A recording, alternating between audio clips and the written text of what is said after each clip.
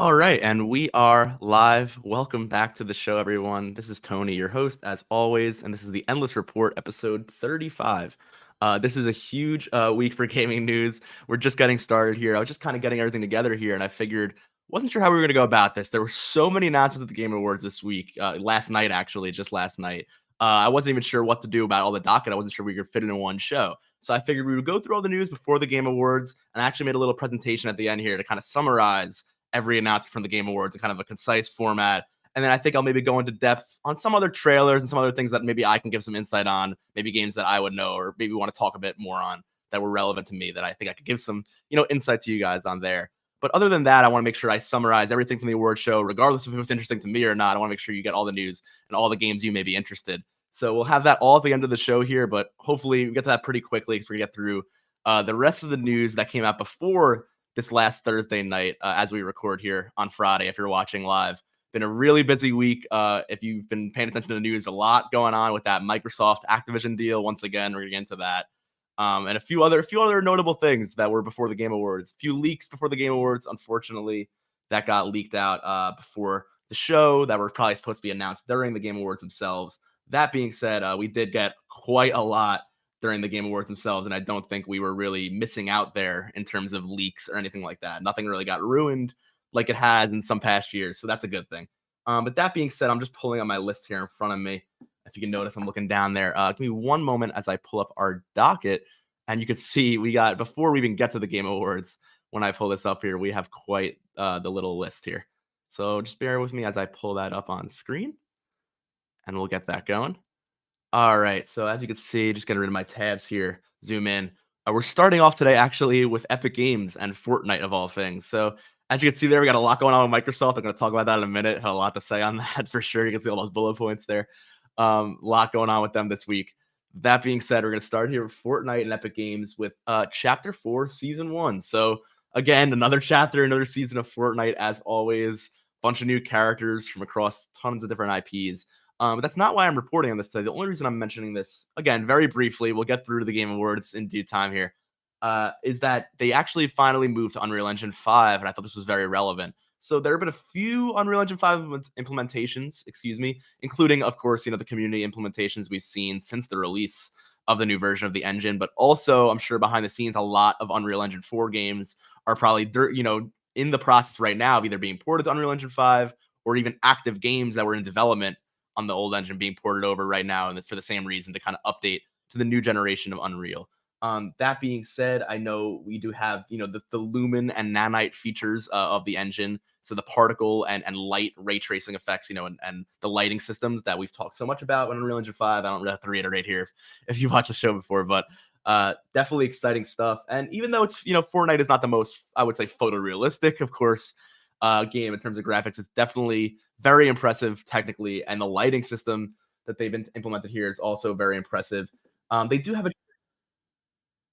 for the whole thing just because I don't think it's too relevant to what we're talking about here today. But I do think you'll see with new lighting effects, new particle effects, it's probably very exciting, probably really probably one of the best, most interesting times to jump into Fortnite if you have especially of course if you have the new consoles and you can take advantage of these features.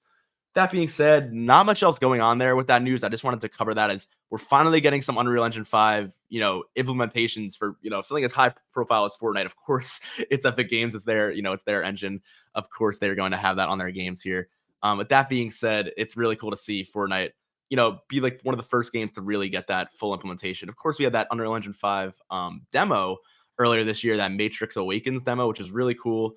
I still have that on my PlayStation because I saw they took that down. So I want to keep that, just for now. So I have one Unreal Engine 5 game. But they took that down off the store. So I'm not sure you can even get that demo anymore. But that was one of the early Unreal Engine 5 demos, probably the only real, commercial consumer demo that we got. And that, that was that easy to download like that at the time.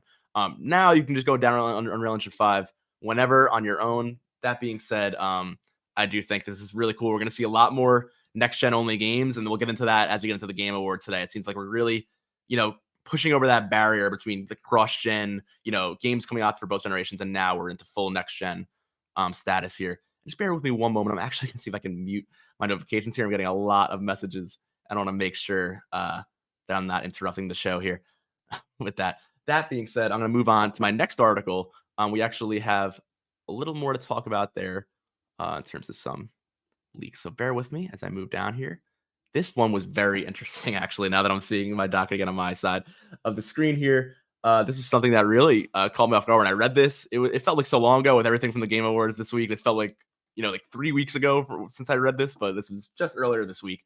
And that is that Sifu, the game, I really love this game this year. It's one of my favorite games of the year, is getting a live action adaptation already announced with the John Wick creator, Derek Kolstad. So very interesting. Seems like a match kind of made in heaven, barring the phrase there. But I really think that that's such an interesting combination, something I did not expect at all.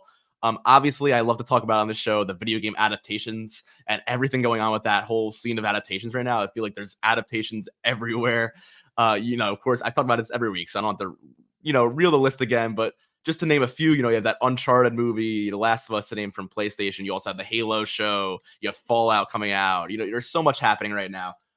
So to see a Sifu movie, especially, in the same year this game was released, it's not an existing IP. This was a new IP this year. Very quick, but I think very deserved. I think Sifu is an awesome game.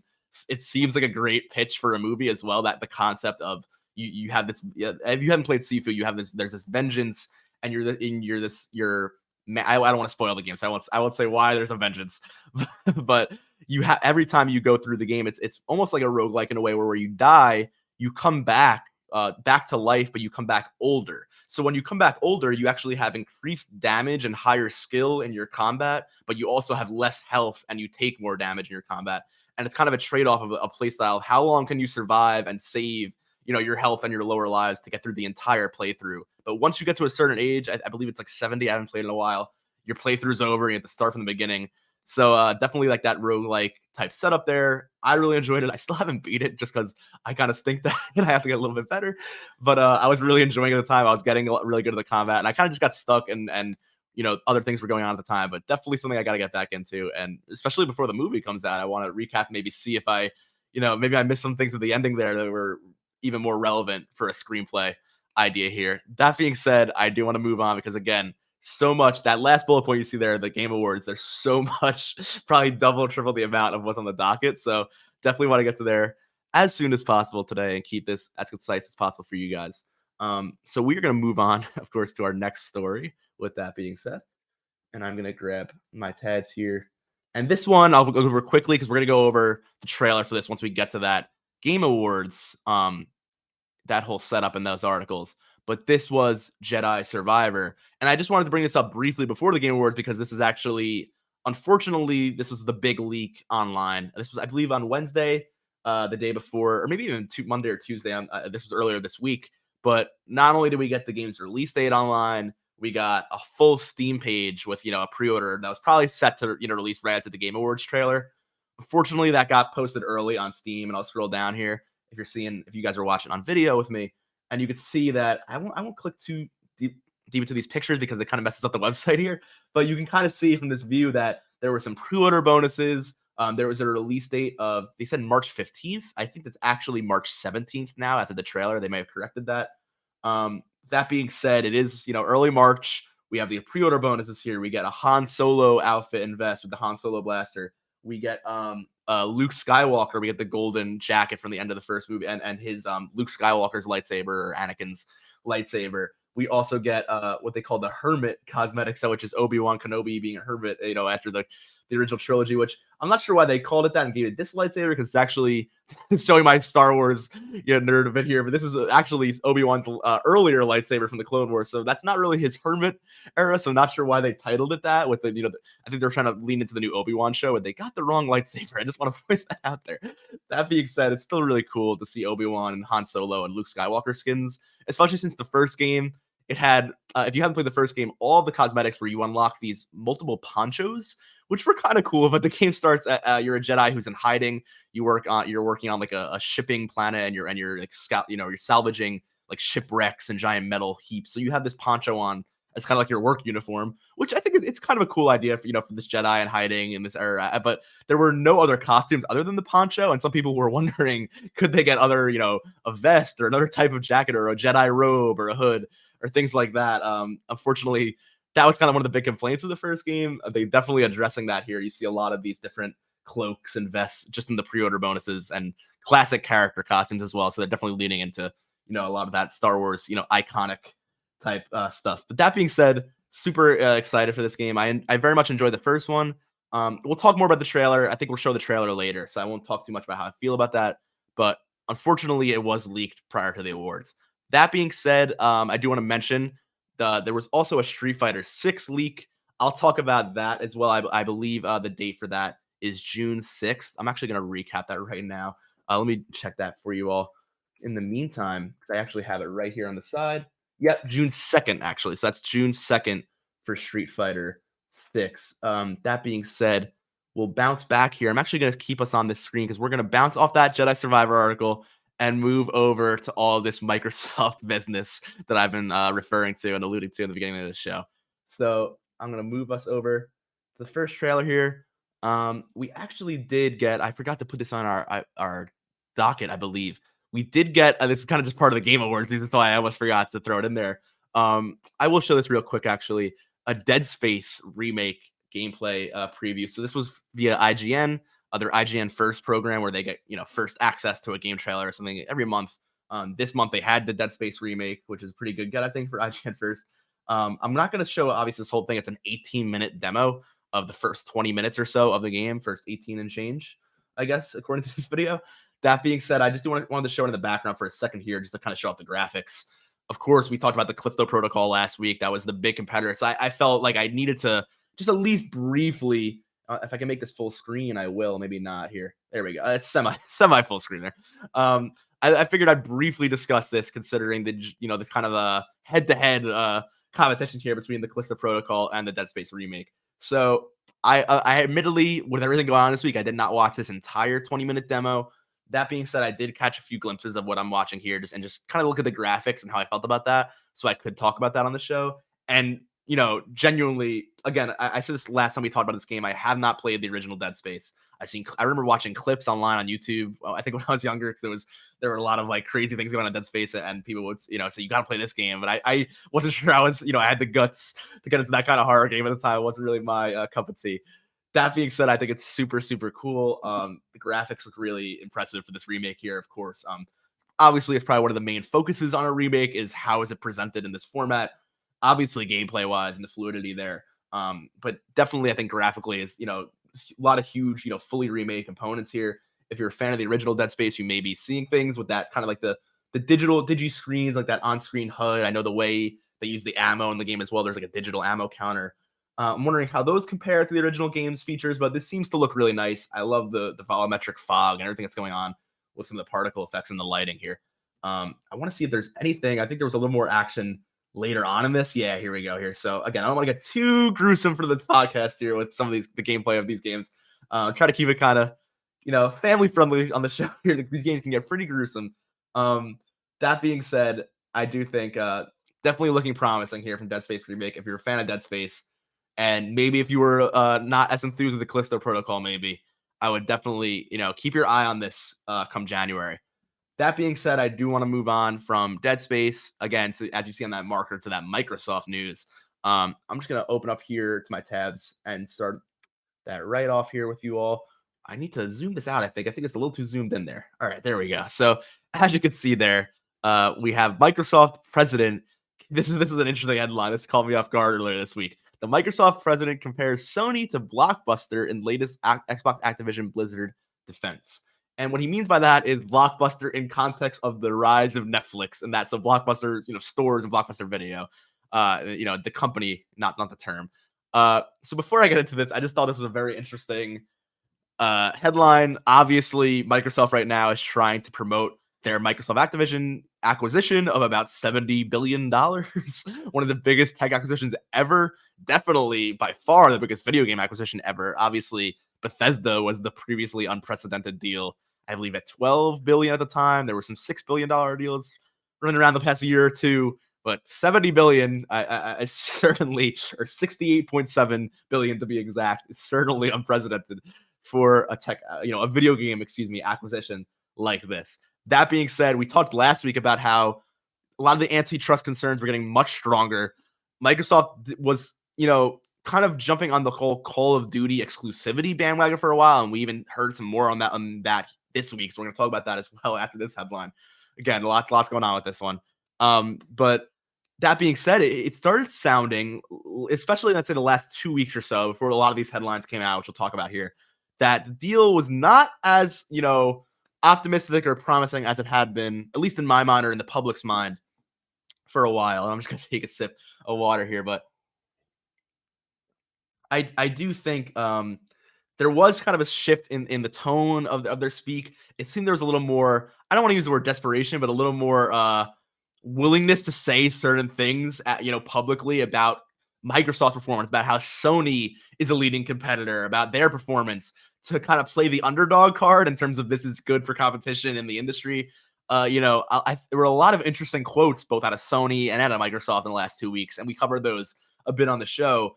But here we see Microsoft really pushing for this is pro-consumer. This is not anti, this is not monopolistic. This is not an antitrust concern. This is definitely pro-consumer. It's going to lead to more options, and a positive, gaming experiences for gamers. That was the stance for Microsoft.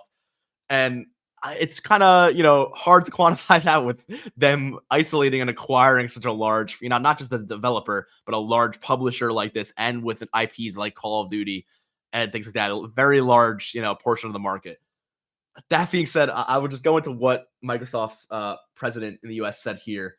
This was an op-ed via the Wall Street Journal. I'm just using, IGN as usual here. I go towards gaming sites just because I think we did lose access to the Wall Street Journal. I think you may have to pay subscriptions there. And it's a nice kind of concise summary here, because Wall Street Journal is also pumping in other business stories that aren't really related to gaming. And I kind of want to keep it just on this. There was some Facebook stuff going on as well with the Washington Post and the Wall Street Journal posting on that alongside the story. Again, definitely relevant for the tech industry, but I think I want to focus on Microsoft today because there's already enough to talk about in terms of gaming. That being said, this was the main quote from Microsoft's president and vice chairman Brad Smith, who said, Sony has emerged as the loudest objector to the Activision acquisition, of course. Smith wrote, quote, it's as excited about this deal as Blockbuster was about the rise of Netflix. He says, think about how much better it is to stream a movie from your couch than to drive to Blockbuster. We want to bring the same sort of innovation to the video game industry. Okay, so I have a lot of thought. Before we get to the next, he has a few more quotes here. I have a lot to say on that, and I'm going to try to keep my thoughts concise. I know I can go on here a bit. That being said, I think this is a tough one to defend here. This is something that I think if you're an investor or maybe somebody who isn't actively gaming or isn't actively invested in like the future of, gaming distribution, I feel like this sounds good. It sounds snappy. It sounds buzzwordy. You're just Blockbuster and we're Netflix and we're the future of gaming. It sounds good in that way. But when you really investigate that, I honestly don't think this makes much sense.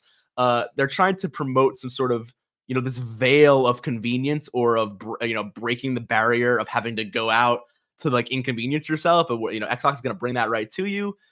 Again, I'm not, we can talk about streaming and the implications of that, but I don't think that you can really say that with digital games, being at the forefront of everything they are right now. I mean, I talk a lot about the show about digital ownership, about how every game you're buying disc on digital nowadays. You're not really owning a game, but you're just owning a digital license that Sony or Microsoft or Nintendo or Valve, whoever owns that license, is basically giving you access through their platform to use and to utilize. So I am always a proponent of I'd rather own my own media. If I'm paying for a product, I'd rather not lose it 5 years down the line because, PlayStation or Amazon or Netflix or Xbox or whatever platform this is, they're streaming, especially with streaming titles. I think of streaming, movies or TV shows. There are movies that, maybe the publisher lost the rights, or, it's an older movie. It became, went to another streaming service. That's a perfect example.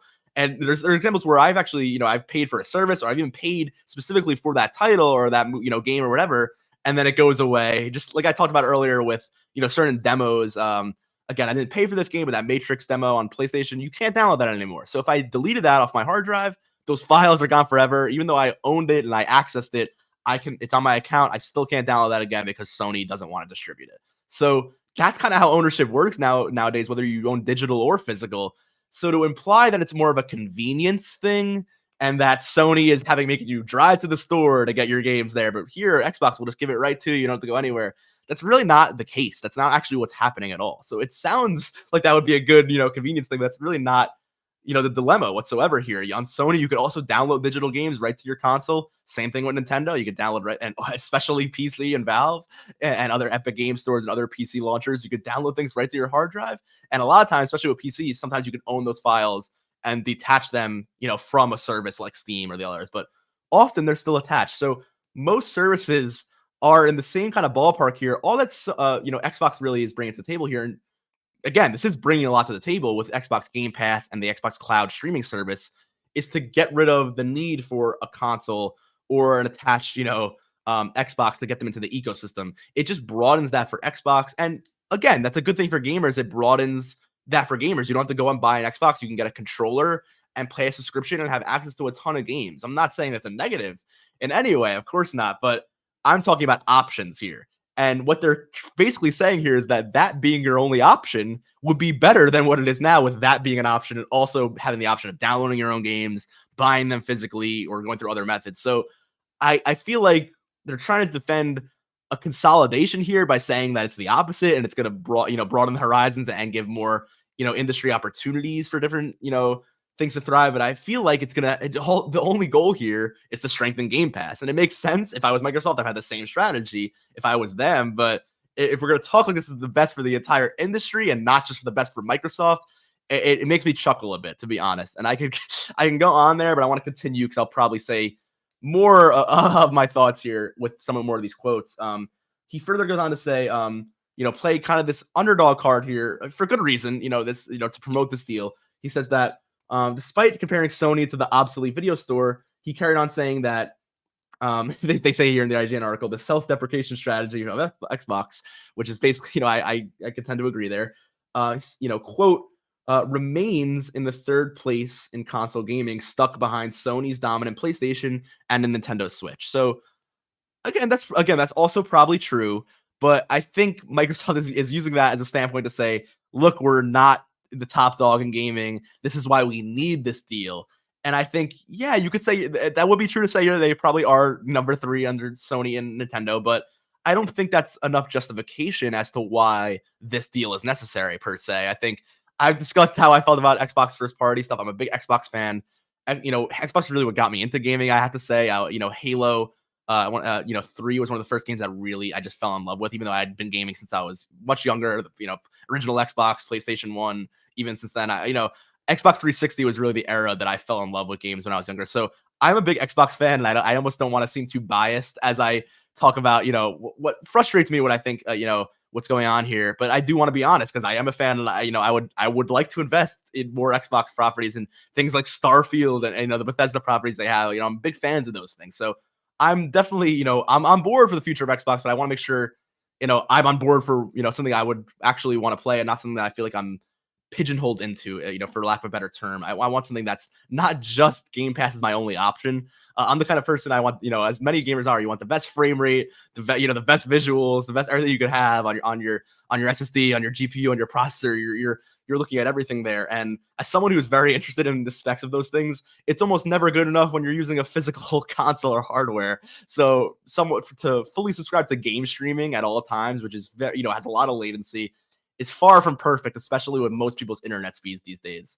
And I'm lucky enough to have a pretty decent internet speed. It's still far from perfect.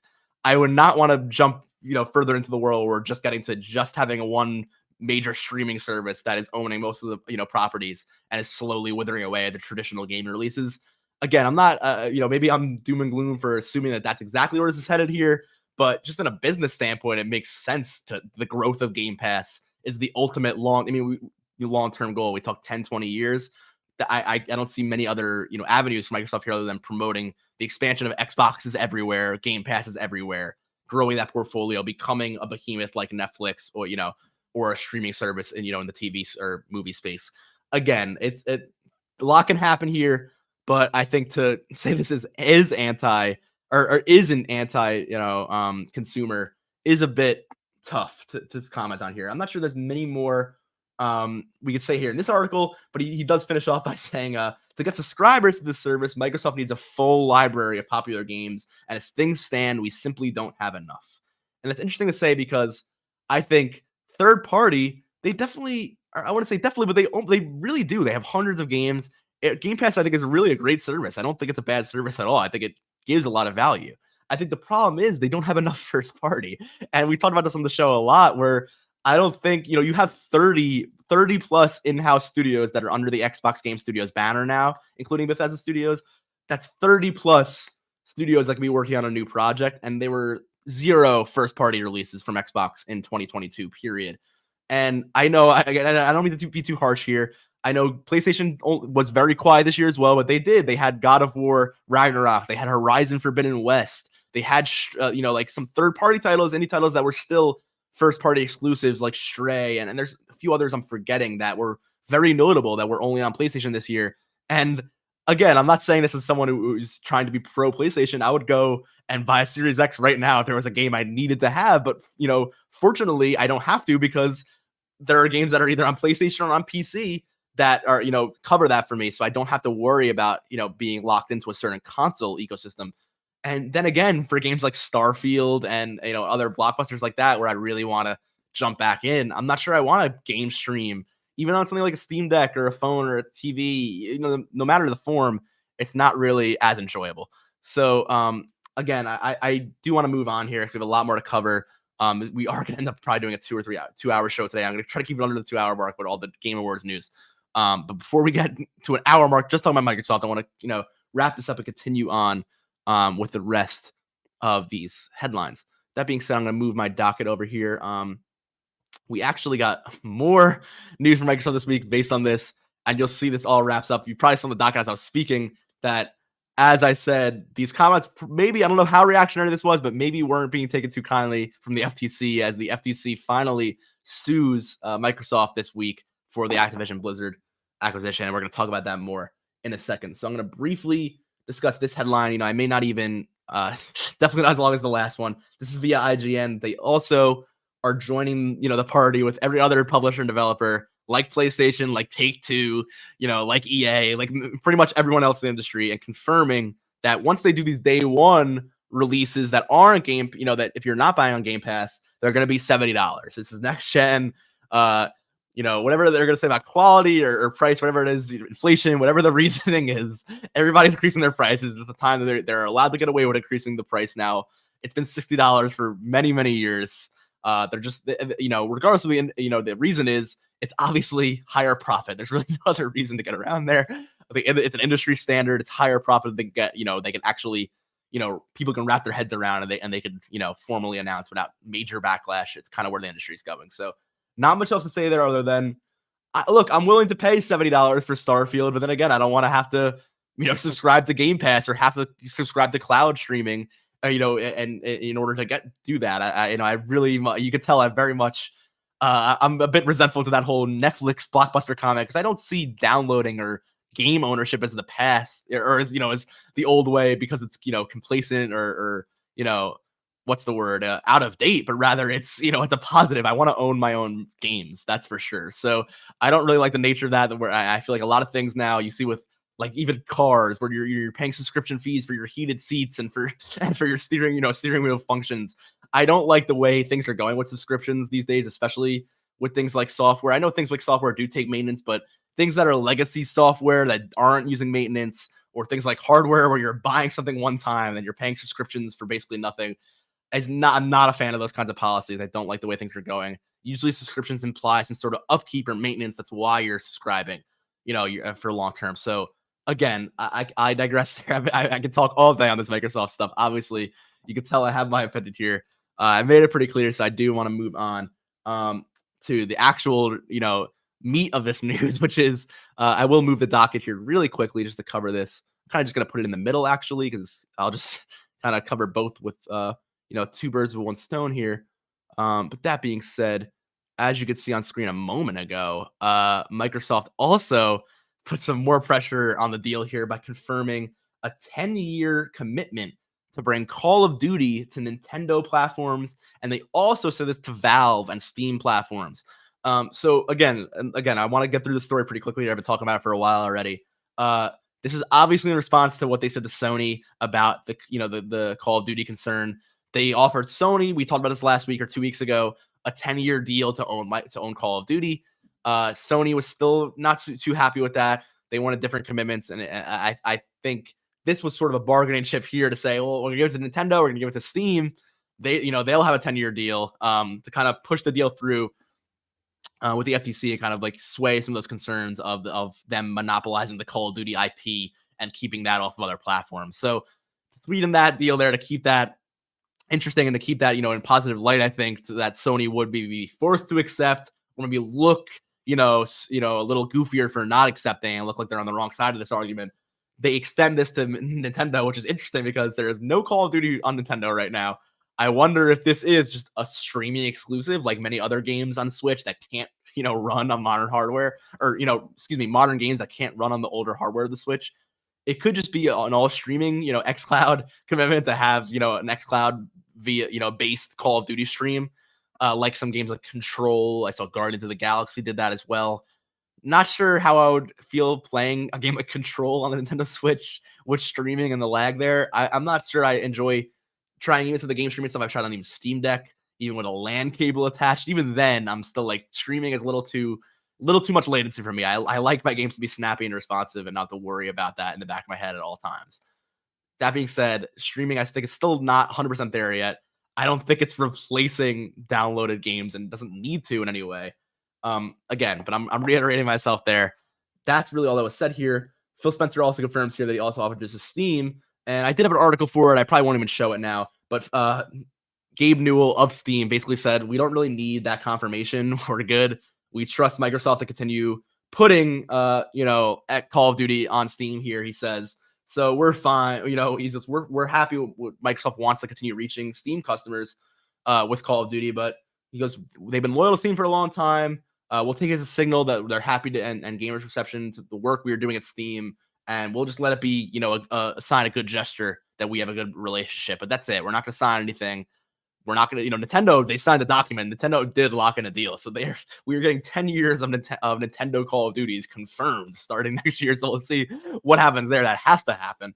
That being said, Steam is just trusting with kind of good faith here that that's what's going to go on. And I think, reading through the lines here, I think Gabe Newell was very aware of what's going on with Sony and the Activision deal, of course. So maybe he's just, saying something positive for Steam. We're happy, that you're giving us some positive attention to Steam here. Thank you for our support, but kind of not mentioning the whole Sony. I think he's like, don't get me involved in this. This is between you and Sony. That's kind of how I took it. If I were Gabe Newell, I'd be like, you know what?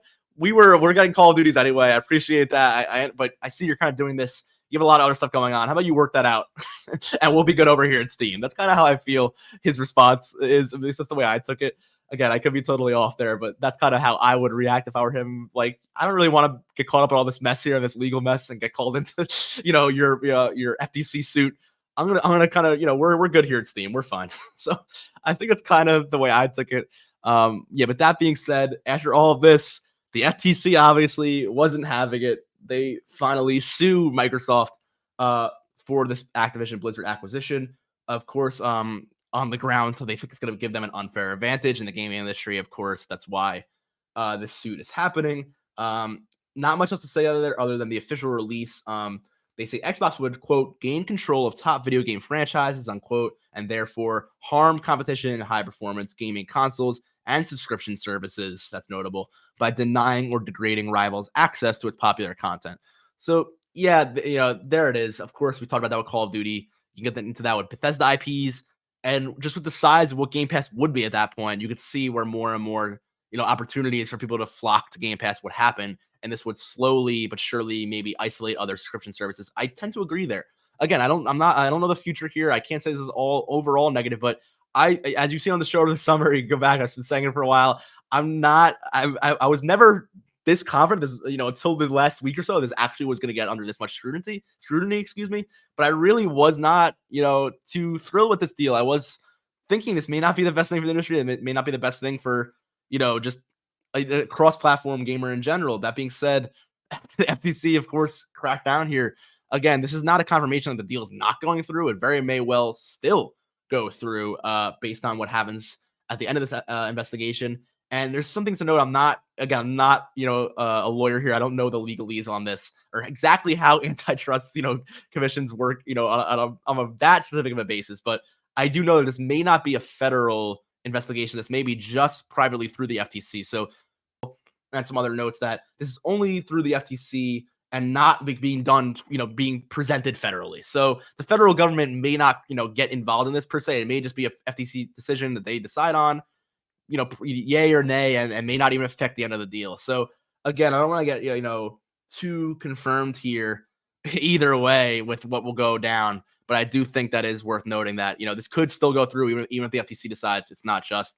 We also still have the UK and some other countries that are going through their own deliberations on this and may not approve them in other countries. So whether the US decides that or not, the Microsoft still has a lot of scrutiny on their back here and may have to decide on a different decision based on multiple government decisions here. I did want to include this. I know I've been speaking of this for a while. We're getting to the Game Awards right after this. I did want to note here, I thought this was kind of almost crazy, some of the last parts of this article here.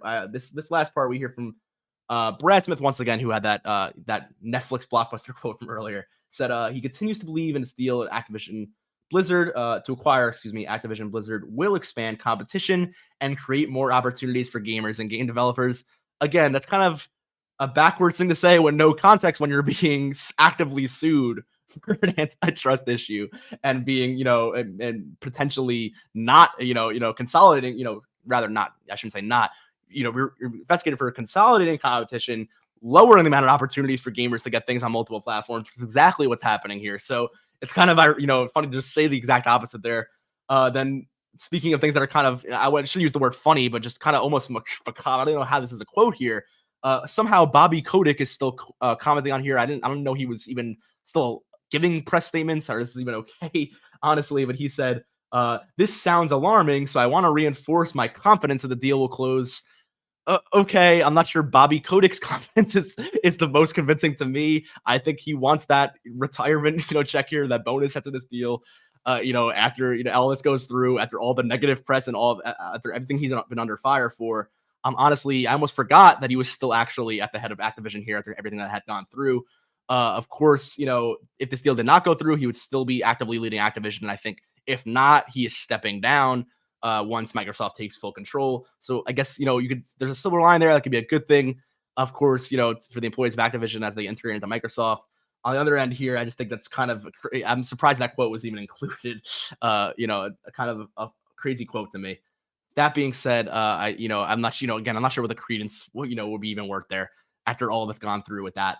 I've said my piece on the show here about how we felt about that. So I don't want to dwell on that too much, but I think after all that, a lot going on here with Microsoft this week. They were at the Game Awards last night. No mention of this, of course, all smiles, when they showed Phil Spencer and them in the audience. But definitely something, definitely a lot going on here. We may even see injunctions with Microsoft having to, go on the stand in front of the government, which could be really interesting. We haven't seen anything like that in terms of like an antitrust, context since I think Bill Gates was on the stand with the government about 20, 30 years ago for some other Windows related, internet concerns. I think some other things like that. So very interesting in terms of just not even just video games, but in the tech sphere and U.S. government in general. Just like there hasn't been a lot, of any attempt to stop a major acquisition like this, I think in a long time. Something at this scale. Definitely notable. Definitely, if you're into finance or the implications of this, the political implications of big tech deals and stuff. Gaming aside, of course, gaming is in the industry, the biggest of entertainment industries, but really just unprecedented deal in any context. So that being said, that's everything on the docket there. We got through it, everyone. Now, for the Game Awards today, the way I wanted to do this was I could go through one of those IGN articles again with everything there. I didn't want to get caught up in those and not really focus on what I think would be as relevant. So what I did here was I actually created a little slideshow. So if you bear with me here, I'm going to go grab that slideshow and bring it up on screen in a moment, and we'll get our docket up next to it. But essentially, again, nothing too crazy here. I was going to see if we could maybe include a ton of videos as well, but I think what we're going to do here is only include a few trailers that I think I'm gonna touch on here, and I'm gonna kind of bring those up on the side as we go through them. So as we're gonna start here, I'll pull up this docket. Here you can see I have this Game Awards logo here. I kind of made just a summary of everything that happened last night. So I was watching the Game Awards live. Want to make sure I covered everything, so I kind of kept a running list of everything that went on.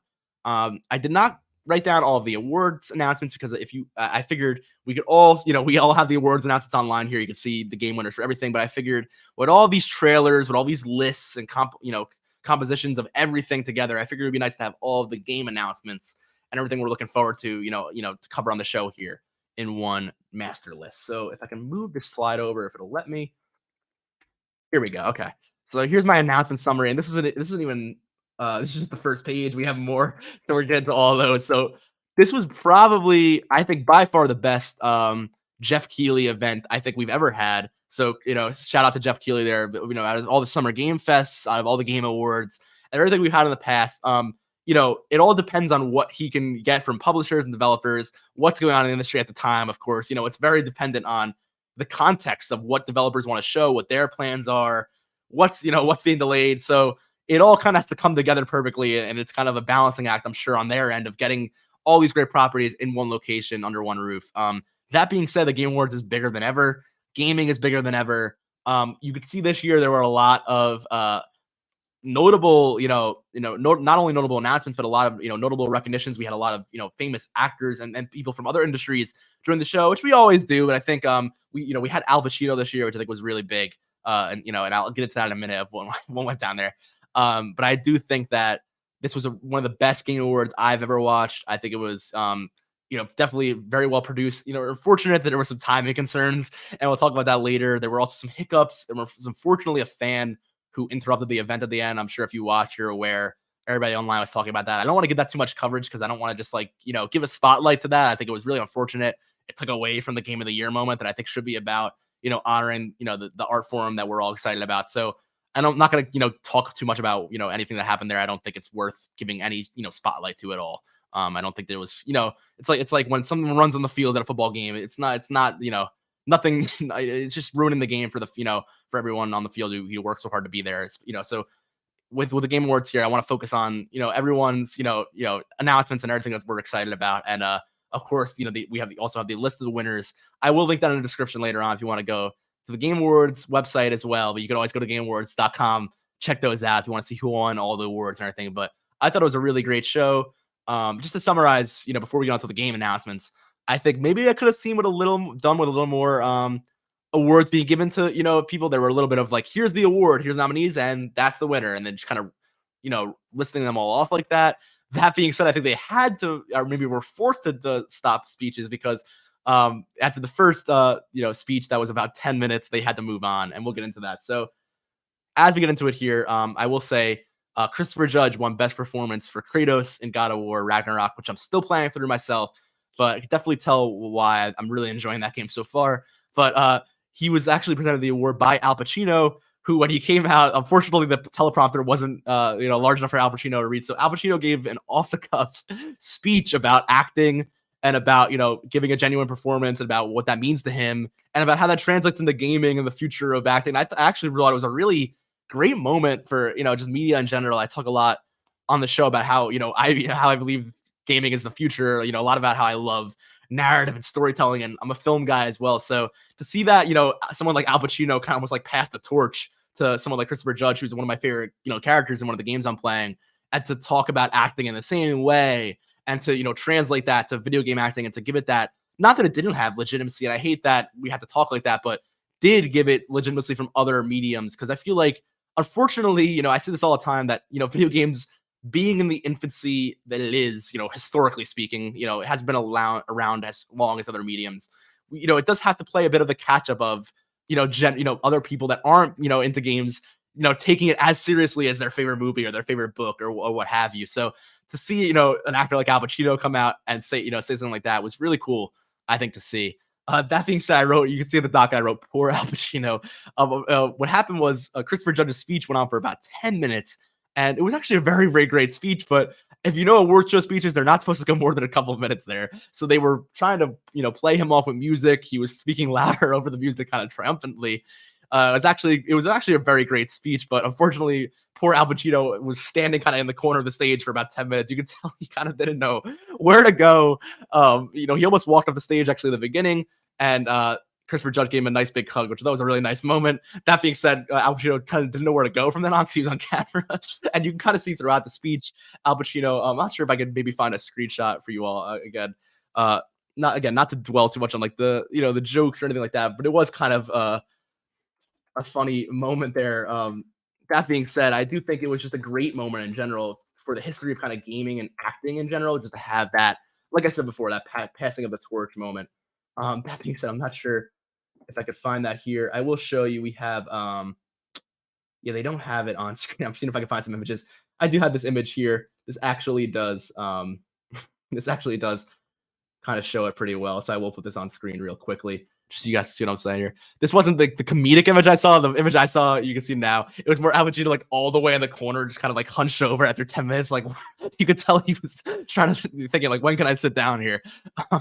That being said, I think it was just such a great moment. There's a few more pictures actually online of them hugging as well. It was a great moment in gaming. I think history there for the Game Awards.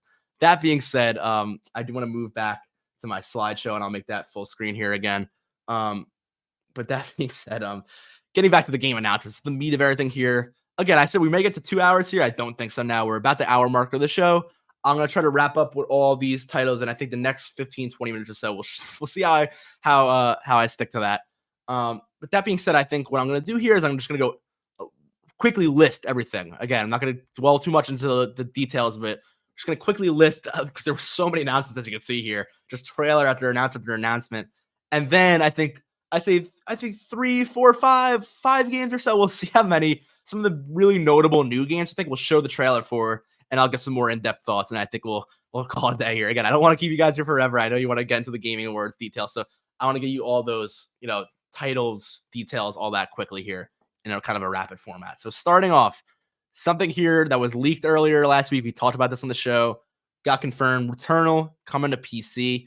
That being said, I don't know exactly if they should have released it on that trailer last night, although I did have a trailer. So I am going to see if I could pull that up on the side here as we go through everything else. That being said, next to that, we got Valiant Hearts coming home. This is something I was not expecting to be revealed. I had not thought about Valiant Hearts in a while. This was something that I'm not sure when the first Valiant Hearts came out, but it was something that was kind of a fan favorite, kind of I don't want to use the word cult classics. I think it was a pretty popular game in general. It wasn't too obscure for many people. That being said, I'm not, not huge IP, but this I do want to note this sequel is coming to mobile exclusively. This is not on console, I believe. I believe it's specifically a mobile game. That being said, I am looking on that Returnal PC date there for you all. I wanted to make sure I got that. Yeah, they didn't give one. That's why I was having a hard time here. They said early 2023. So no release date yet for that. It's a pre-existing game. It's kind of interesting. It's just a PC port that they'd announced that and not get a release date. That being said, I do want to jump right over down the list, which I didn't want to jump too ahead, but The Last of Us Part 1, that also gets a PC release, and that's coming March 3rd. It's actually my birthday. So maybe I'll I didn't pick that up on PlayStation when it first came out because I played Last of Us before. Maybe as a birthday gift to myself, I'll think, maybe it's for today. I'll finally acquire, finally try out The Last of Us Part 1. But interesting that got a release date and not Returnal, especially since Returnal came out first earlier in the year. Last of Us Part 1, though, I get why they want to get that out ASAP because the Last of Us Last of Us TV show is coming in January. Super excited for that. Only a few weeks away. It makes sense. The season will be like almost over. All the people that got into the show, bam, here, Last of Us Part 1 is on PC. You can jump into it. It's already on PS5 if you're watching the show and you want to get into it now. So makes sense for that one. I said that before, when the Part 1 was announced. Get it out before the show in perfect time. Hopefully the PC one will be out in a year or so, probably less than a year to kind of take advantage of that show release. And it seems like they definitely followed suit there. Some other PlayStation PC releases tend to be a bit more delayed.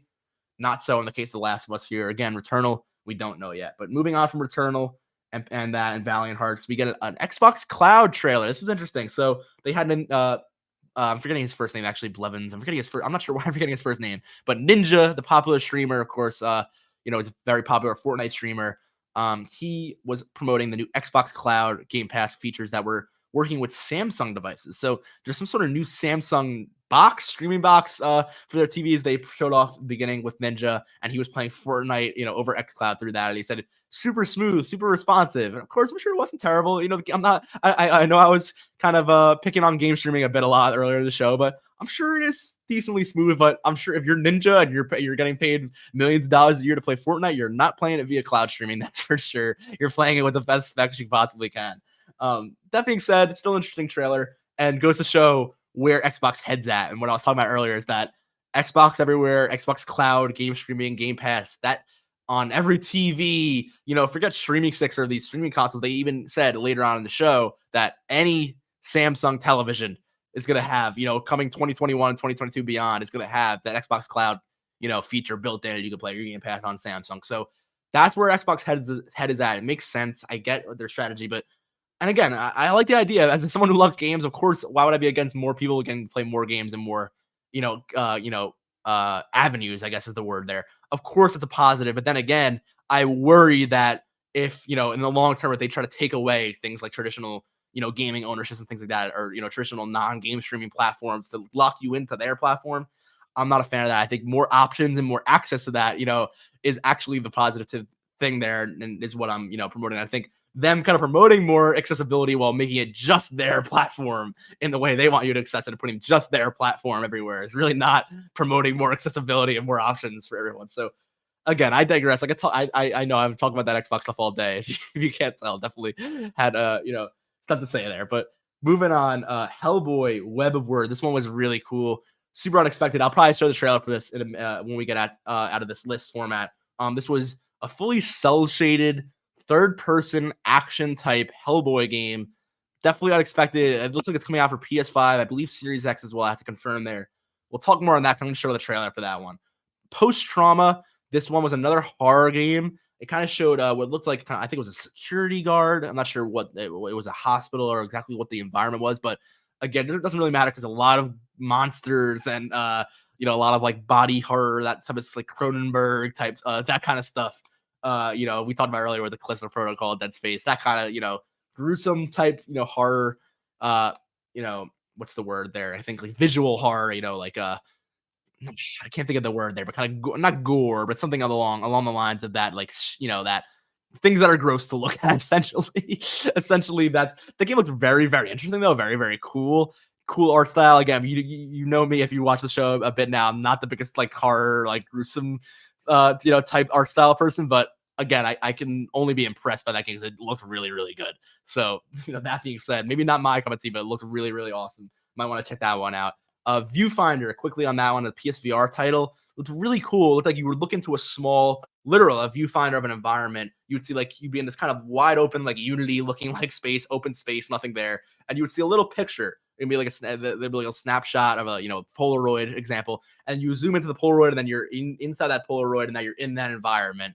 And then inside that environment, find another little, window or whatever. You go through that window, or you're in a whole new other environment. So we looked at this really cool immersive like VR experience that was transporting you towards different worlds in a kind of like surrealistic fashion.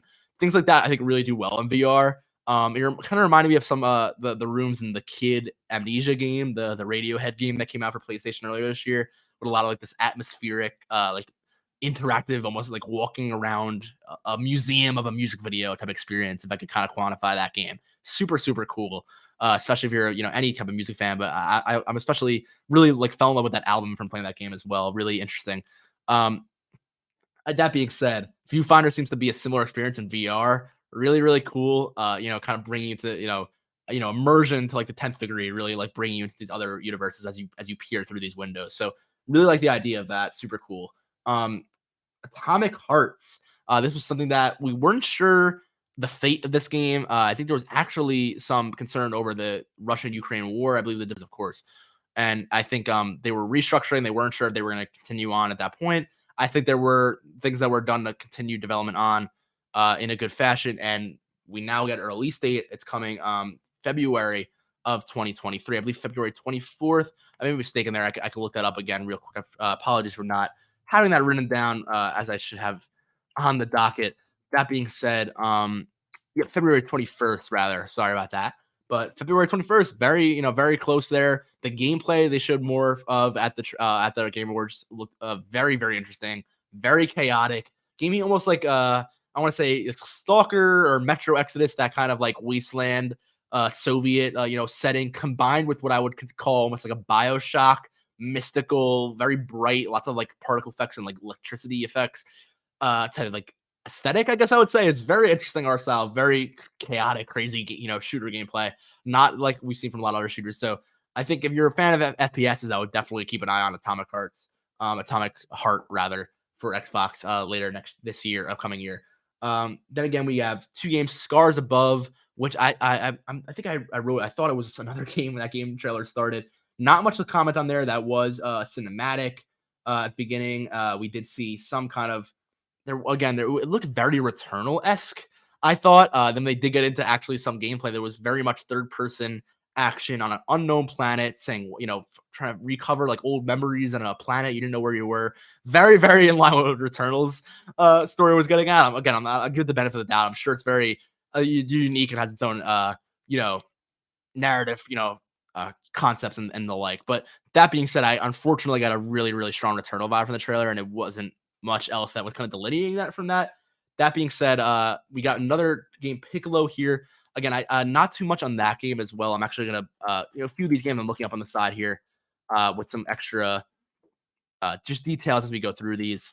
But again, not too much on that game. Honestly, I have to cover. I want to make sure everything is included here. But it is like a platformer. I'm not sure if they had any details more on that, but I believe it's called After Us from Piccolo. So there we go. So if this is where I knew there was connection here that I was forgetting because they were developers of another games I really loved. If you know Flower, and I'm make sure I have this right here. I believe Piccolo Studio.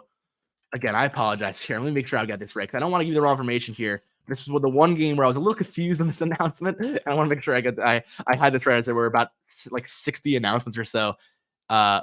Yes. Okay. These are the developers of Arise, A Simple Story. I'm not sure if you heard of this game.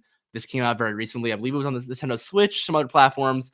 That I've seen a lot of great things about Arise. Actually, really, really, really cool game. That's what I was confusing them with developers of Flower for some reason. I'm not sure why, but I think they have a very similar like pastel art style that I really like this kind of like brushstroked, flowery type art style. I'm not sure how to describe it, but I really like their art style. That game, Arise, and this game, from Piccolo, is called Among Us, not Among Us, rather. Excuse me. I believe it's called After Us. So again, it was all cinematics there, a lot of art style. So apologies for like my lack of like understanding on that one, I guess. But interesting to see what comes from that developer. I think a really, really cool developer. I think people were really excited from their last game. So I unfortunately haven't played their last game. So again, excuse me for my lack of knowledge on that one, but definitely something to keep your eye on there. This one Replaced. This one was something we had seen in some other previous shows. A bit of like a sci-fi dystopian looking side scroller. We got more information on this game here. We did get some more gameplay here, which looked really interesting. But no release date. I think it's still or no further, I think, details. I think it's still 2022. That they say is like the target for this. I'm not sure this game's already out, but I don't believe so. Because online I'm seeing all here 2022, but I don't think this was released. So we're still kind of waiting on when this is going to come out. Yeah, it's still a TBD here. So we'll see what happens with Replaced when that's released, but I would recommend checking out that one as well. Again, we're going to cover like 3 or 4 trailers here at the end, but definitely one I think is worth mentioning. Hades 2. Might not cover the trailer here because it was very similar to Hades 1 gameplay, if you played Hades or know that kind of like isometric roguelike type gameplay of the original game. That being said, full sequel announcement. No leaks there. No one knew about this. Full sequel to that game. Really beloved roguelike game there. So super cool for fans of Hades. Hades is another game on my backlog. I still haven't gotten into it. I hate to say that about so many awesome games, but there's just so many awesome games these days, and there's only so many hours in a day, for work, family, everything you got going on, and all these games. So again, I have a large backlog to get through, but I promise you, definitely a ton of games. I hope, I want to make sure I could play as much as I can. So my opinion here and what I'm saying here is knowledgeable and is relevant, to what we're talking on. But again, Hades, I've only, seen bits and pieces of. I haven't gone through all of it myself, but definitely reason to be excited for Hades too. I know how beloved of a game that is. Speaking of beloved game series, this is a little more of a classic one. You may not recognize the name Judas. It may not sound like a good name, a positive name. That being said, very, very excited for this one because this comes from the original creator of BioShock and the entire BioShock series, and is heavily inspired, I think, or at least heavily in line with maybe the creator of BioShock's narrative interest, because it very much gives off a lot of BioShock vibes there. We're gonna show the trailer for that one, so I'll wait on talking about too much on that one, but. Again, BioShock is another series of games that I've played bits and pieces, but it's like most of it's on my backlog, which I know is crazy. I know BioShock's one of those classics. That's probably one of the next games I'm getting into. I'm on God of War right now. I have like Mass Effect, BioShock. There's like a few like giant just games I have to play type series that I have on my backlog right now. So we'll see what happens there. I had that Witcher 3 remake coming. A lot to get through. That being said, another series that I spoke on a bit last week. I wasn't something I was very familiar with was Bayonetta, but I am familiar enough with Bayonetta to know that this was very much out of like the typical, I would say, tone of the series. It's the Bayonetta Origins. This was a Bayonetta prequel. Definitely kind of a more I think slower games. This is not like a fast-paced action, 3D action game. This is very much like a what's the word here? Again, another isometric style looking game. Very much like a slower paced narrative, title full game than it is more of like a shoot 'em up type game. I think, which again, I don't want to misconstrue there with my understanding of Bayonetta, but it seems like a lot of fast paced action gameplay. This is definitely a very different art style, very different style from that type of title. So interesting. Was not expecting that from Bayonetta. I'm sure even Bayonetta fans may have not been expecting that kind of game from the series. So definitely interesting announcements there. If you're interested in Bayonetta, I'll recommend checking that out. But again, there's just only so much time here. We have a whole other page of more announcements here. So I want to we can't show everything in depth. I wish I would go through every trailer here, but we'd be here for, we'll be here till 10 p.m. tonight. So I want to make sure that we get, I mentioned everything and you guys know everything that was announced, but unfortunately, I don't think I can talk, I can show everything on the show. But that being said, Destiny 2 Lightfall, shout out to Jack on the game team. We were just talking about Destiny 2 Lightfall the other day. So we did get a new trailer for Lightfall. Pretty exciting. I thought it looked really cool. I was just talking about maybe I have to get back into Destiny. Maybe I do. I just watched this trailer. I saw a lot of cool like combat power-ups and a lot of cool visual effects that I really hadn't seen from Destiny in the past. I know there's a lot of story implications as well for fans who are are on up to date with Destiny's ongoing service and are really fans of the Destiny narrative. A lot of cool stuff coming up. So really excited for you, those of you who are Destiny fans. It seems really interesting, and I'm really thinking this may be the time I hop back into Destiny 2. I did pay for Destiny 2. I know it's free to play now, so I'm guessing I'll probably have to pay for Lightfall if I want to purchase it like a new game. So I'll wait and see what's going on then. If I still have all that backlog, like I said. Maybe I'll hop into Destiny, when all that's kind of getting exciting and that's releasing early 2023. But that being said, that was a really cool trailer as well. I wanted to mention that.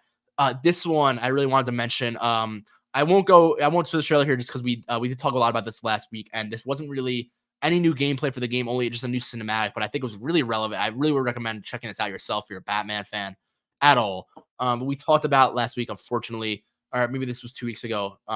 The sad passing of Kevin Conroy, who has played Batman in not only all of the animated series, but all the Batman Arkham video games and pretty much any, non-movie, non-live action movie where you heard Batman's voice, that I am Batman, that classic, like that, what's the word you could say there? That, that deep voice melody, like that, that screamy as we say, I am Batman, like that. There's nothing really like that, in terms of, that kind of like defines the character in a lot of ways for such a long time now. So here we get again, I talk about that for a while. Here we get a trailer for Kill the Justice League, and we see that Batman is not only in the game, but he's voiced by Kevin Conroy, and this was probably one of the last, if not the last, Batman role that he had voiced before his passing. So obviously, super, unfortunate there, but this is a really nice, I think, thing if you are a fan of Kevin Conroy's, to get one last, this, of course, was something that was already being, filmed, recorded, I should say, before, without any of that knowledge. So it really is nice that, we know we're gonna have one last opportunity to get, his classic Batman performance in form here, especially from, Rocksteady Games after, being Batman in the Arkham series all this time. I'm not sure how the Justice League themselves will play into the game as much, but considering it's not something I thought about as much in the older trailers, but considering it's called Kill the Justice League, I'm sure that we'll see maybe Superman and Wonder Woman, and other members of the Justice League as well. I think we actually saw Flash in the trailer. I don't know why I almost forgot that the Flash was in the trailer. So yeah, obviously Batman, of course. So I think it wasn't something I thought about as much with that game. I was thinking more along the lines of what the gameplay would be like, with the Suicide Squad and all their abilities and their power ups. But we'll see how big of a role the DC heroes and the Justice League play into this game's narrative. But of course, they're playing some sort of role because Batman is there. Batman is alive. I know on the recent Gotham Knights game, I'm not sure how connected to the Arkham universe that was, but there's that, Batman is gone theory of that game. And I'm not sure if they want to stick too close to the, to that game's narrative considering the reception, but hopefully I have really good faith in Kill Justice League. It seems really interesting. So hopefully that gets like a lot more coverage soon. We see some more actual gameplay of that game. And I believe that's 2023, but again, no news on that. So hopefully we'll hear more about that coming soon. This one is one I think I may play the trailer for later. And just maybe quickly, just because it's relevant to me, I think it's pretty cool. Party Animals. This was something that was not expecting at all. Really looks like a really fun, goofy, like really fun game to play with your friends. If you don't know the game Gang Beasts, this is something that's, again, it sounds a little like more violent than it is, but it's a cartoony. You're kind of like these little, think Among Us or other kind of characters, little like like tiny color like pill shaped characters, where but you have L1 R1 controls of your arms and your legs. So you basically, it's a kind of like a little brawler where you can go around tapping the buttons and swinging your arms around to brawl with each other. It's very goofy. It's very physics based, of course, and you can kind of like pick up and grab and objects and other players. And it's kind of like a little battle royale mini clash game of who can survive the longest on the platform or on the map. That being said, I loved that game. It was super fun. Like, I think it was a PS Plus game 1 month years ago, and ever since then we got for PS Plus, and it's something I play with my friends every once in a while because it's just a goofy, really fun time. That game. That being said, Party Animals seems like a sequel, or I'm not sure. I don't think it was related to the original developer of Gang Beasts, which I actually will clarify right now just to make sure. But yeah, I was very pleasantly surprised by this one because it seems like a next gen version with this seems like all, again, given that title, they're all kind of different animals. These little animals that are brawling, and they have all these little tools and you can customize your character. There's always little arenas that you could play around in and kind of play with your friends. Maybe I'll play the trailer just to give a little context here in a moment, but I'll see if I can pull up. I'm looking around. I don't believe that this is the same developer as Gang Beast, but I did want to confirm that. And I'll check right here real quick. Yeah, this is coming from Recreate Games, Party Animals, and Gang Beasts came from Bone Loaf Games and published by CodeSync. So interestingly enough, these are not related at all. So maybe it is a little, very similar, game type there. I when I watched the trailer, I thought it was a direct sequel to Gang Beasts. I really did think that was the next game. So maybe a bit derivative there, but again, it's one of those things where you say all the time, every idea is derivative of something. Of course, that's the thing about great ideas. As people, we get all this influence and what we take in, and then we take our own ideas, put our own spins on it, create our own, our own twist. And that's how new stories are made. Every story is some sort of derivation or some sort of inspired by something else, and we add our own twist of things. Of course, things are derivative, but I will say these games are a little close here. Close for comfort, I would say. But again, I'm not too mad with that. I would love another Gang Beast type experience. That game is really just really good fun with friends. I will say I will see if I could bring up a trailer for that later on. I think just briefly, I won't talk on it again because I think I've talked enough on that. But just to show you what I'm talking about in a bit. That being said, last was part one we talked about Jedi Survivor gameplay. I'll show that in a bit. We talked about that already. I'm not going to talk about that more. Earthblade. This comes from the creators of Celeste. Actually, this is coming in 2024. So I don't want to comment too much on this because we know not almost nothing at all about it. It was a very quick, short trailer, side scroller game. Looks really, really interesting. If you're a fan of Celeste, obviously that a sequel to that game, I know that got a lot of critical reception. So if you're a fan of that game, I'm sure anything from that creator is something you're going to keep your eye on. So little bit of time there, 2024, I think was the date on that. So keep your eye on Earthblade.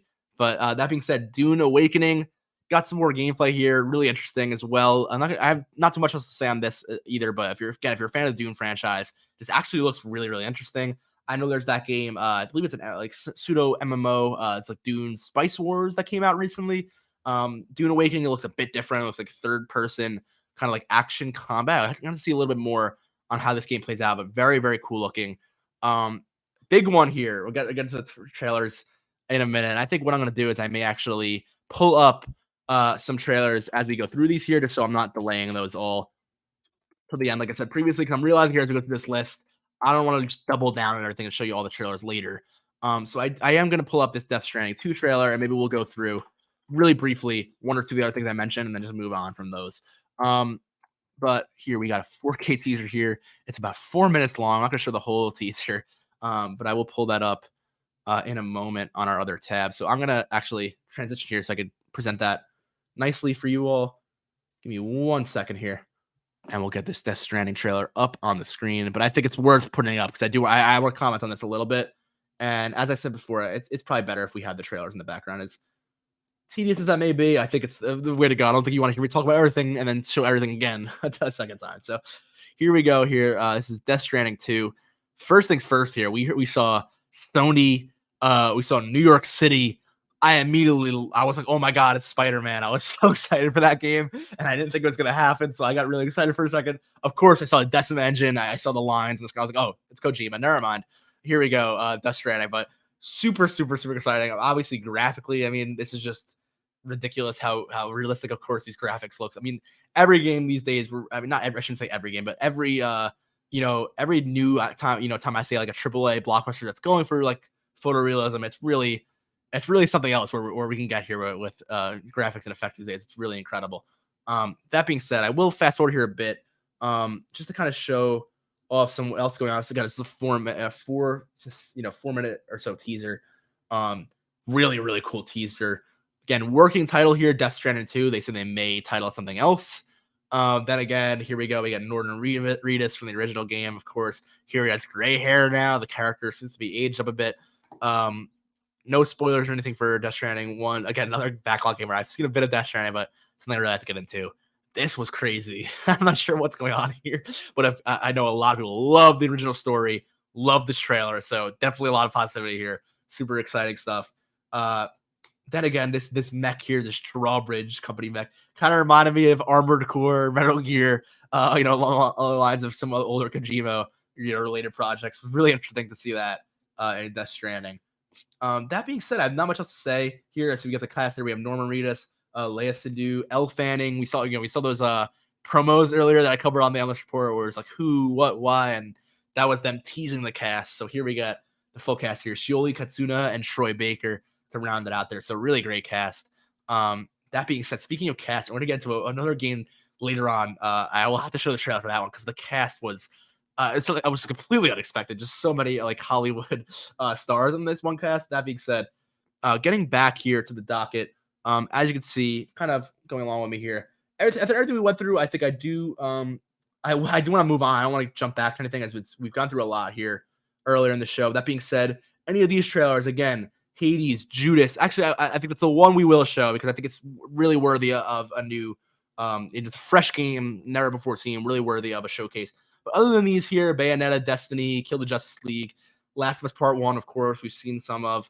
Hellboy, I really recommend going and watching a lot of those trailers. Super, super, super cool stuff.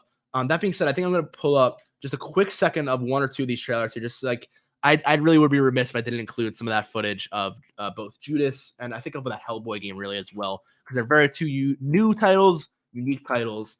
And I think it's just... I would do them justice by making sure we get to see a little bit of a glimpse of those two. So that being said, I'm going to pull this up here. This is Judas. Almost got that done. And then I'm going to also grab that Hellboy trailer. Thank you for bearing with me, guys. I appreciate it. But I really think it would be best if you got to see it for yourself. Then again, after this podcast, it's going to be one of my biggest time-stamped podcasts ever because we're going to put everything in the timestamps there. Be a lot of videos, a lot of trailers. So if you're watching this on recording, like just forget everything I'm saying about you can go pause, you can watch the trailer wherever you want. It's probably the best way to do it. On live here, I want to make sure we get it all on a decent amount of time here in a concise format. That being said, here we go with Judas. Okay, this is from the creator of BioShock, as you see on screen. Again, I talked about this already. Definitely gives me the similar vibes to like Rapture and the environments, and some other environments that were part of the BioShock universe. Here you have this kind of you see a lot of collected characters here. The dialogue of the trailer was that you're trapped and that you need all these characters to help you get out of some situation here. You're kind of trapped in whatever the city or this world is. You see a lot of this like what's the word here? Kind of a dystopia meets like utopia, I guess is what I would call that. This kind of like that Bioshock of these very colorful, advertisements and posters, but this really weird and kind of messed up, societal practices and these elemental forces and like there's some sort of supplements and I don't know what's going on with the way people are again, I don't even know what to say with this one. You can see in the trailer a lot of crazy stuff going on. If you're a fan of Bioshock, of course, I won't spoil anything for Bioshock, but it seems like another universe where things are much different than they seem. A lot of weird things going on with the universe, and it seems like one of those games where, just like Bioshock, the environment and the world you're in is so much more interesting. And I shouldn't say more interesting. I'm sure the story's gonna be great, but is really like the star of the show here. So again, very, very interesting. Very unsure of exactly what this is. It's called "Fix What You Broke." I like the again, I like that tagline. I like the idea of there's just kind of like again, what I said before, that dichotomy of the look of that society. It's just hyper futuristic, magical, even with all these that magical looking tech, but then also everything that's run down and the violence there. Very similar to Bioshock and how it plays off of this aesthetic duality there on its IP. I really just in terms of aesthetic in general, it really looks unique. It's the one trailer I think I saw at the whole Game Awards that, don't get me wrong, there were so many awesome, unique trailers, but I think it's, it really stood out in terms of like a new, interesting IP. One of the ones that really stood out to me. So again, as you can see, I thought it was worth showing the trailer. Again, I did want to show that Hellboy trailer as well. I'll show that very quickly. Only a minute or so here, very quick. I don't need to show the whole thing, but this actually is interesting enough. It came from Xbox at the Game Awards, and I believe it's also was posted by PlayStation as well. So I believe this is cross-platform. It's not an exclusive, thankfully. So hopefully, I think it would be cool for more people to get to experience this. Excuse me, I'm just gonna take a sip of coffee. When I first saw this, I thought this might be Wolf Among Us. I wasn't sure what this was. So the art style, cel-shaded. I saw the eyes thing, but wait a minute, I wasn't sure. I saw this wolf though. I thought I haven't played Wolf Among Us from Telltale. Is that what this is? And then I saw the spikes in the head. I went, wait a minute, oh my goodness, is that Hellboy? This was a very surprising announcement for me as well. I'll let the gameplay kind of speak for itself now for a second. I'll take a sip of water here.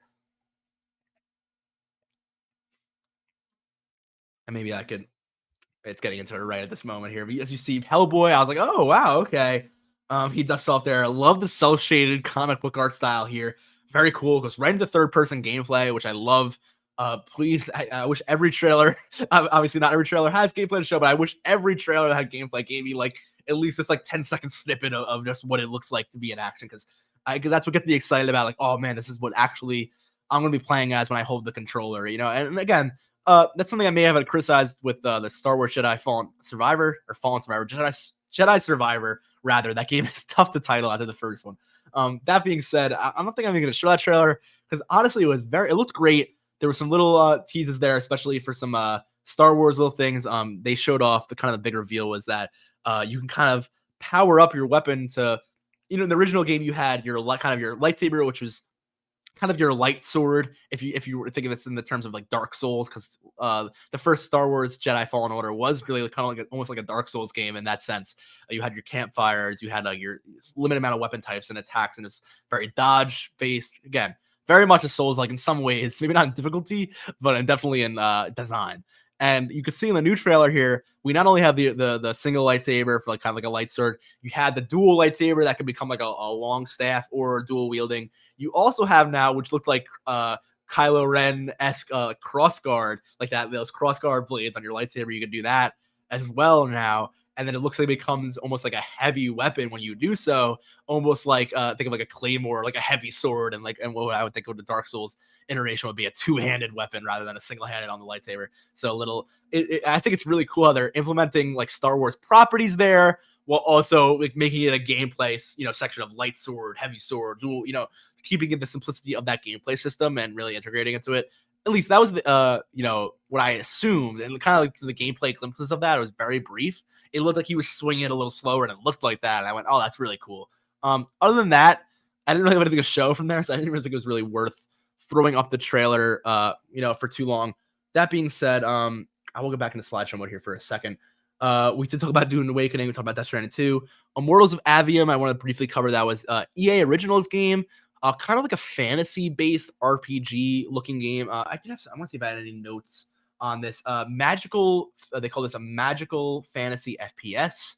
Immortals of Avium. I wasn't sure exactly how to pronounce that at first. I think it's Avium.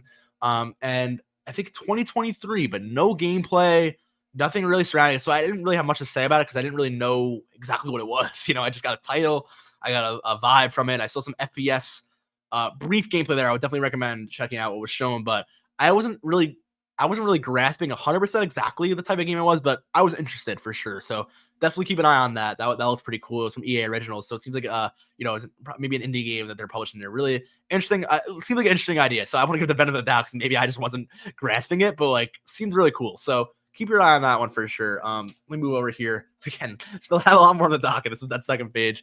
Yeah, we're about that hour and a half mark here. I'm trying to get done in the next 10-15 minutes or so. I think we'll wrap up here with this last couple. We'll see how many trailers we're stopped for here. Maybe as I'm talking, I'll maybe Google some of those in the meanwhile. I hope you're not hearing the loud lawnmower outside where I'm streaming right now, but I think my noise canceling is pretty good on the mics here. So hopefully you're not hearing any of that. We're going to keep going.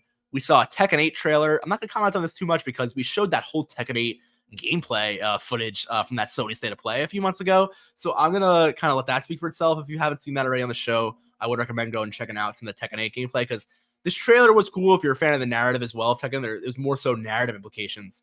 But there was not much gameplay, and I think if you want to see like what this game's really going to look and play like, that original gameplay, I mean, looked great. The particle effects were amazing. It looked really awesome. And I'm not a big fighting game person per se, but I couldn't deny how great that game looked. It looked awesome if you're a fighting fan or a Tekken fan in general, Tekken fan or a fighting fan in general, I should say. That being said, we get a game called Nightingale. This was described as an FPS survival game, and I'm running this up as well because I think it's worth bringing the trailer just to jog my memory a bit as well because there were so many games last night, and especially some of the newer ones. It was tough to pinpoint everything, but this was on YouTube.com. Nightingale, the world premiere trailer. I'm gonna actually move my docket aside as I usually do for a second, just so I can get that on screen for you all, and we'll drag this over. But this one, another one, super interesting.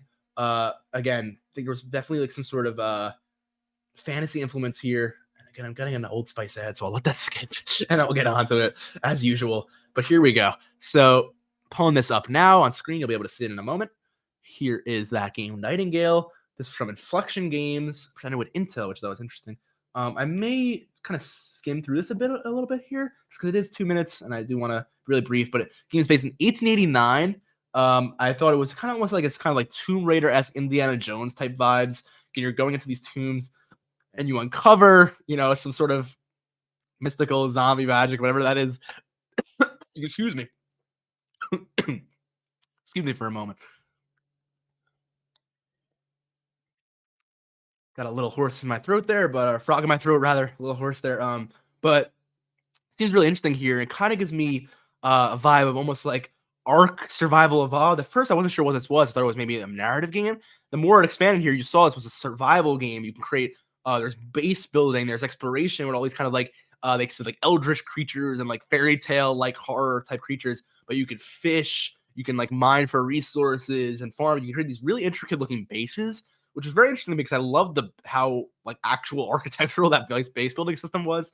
I've seen other games, things like Rust, things that I've kind of gravitated towards. I like the idea of base building and like defending a base, but I wasn't sure how. I was never really gravitated to that game because it was more like rudimentary base building, survival. You're kind of like bare bones style here, but this is more like you can make like a full like full architectural structure that isn't like has like really nice like masonry and stuff like that. I think it's cool to like be able to have I love like the idea of a base building game where you can create your own like little like town or home or whatever it is, and kind of like have your own little systems and your farms and everything going through. I think people love games like that where you kind of like create your own little their own little like world.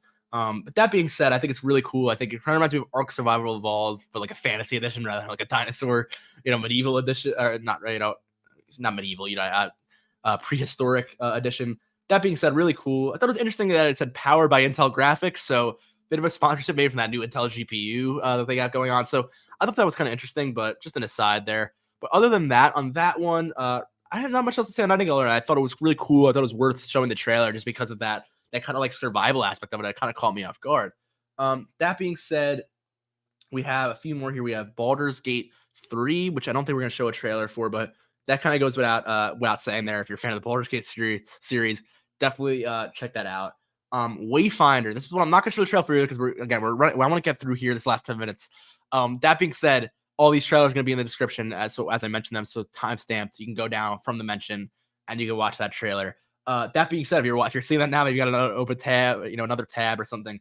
Wayfinder looks really cool. It combines what, it comes from the creators of Warframe, and I think it combines what Warframe does really well, but brings in a lot of what I think will be more traditional MMO type like aesthetics and what's the word here?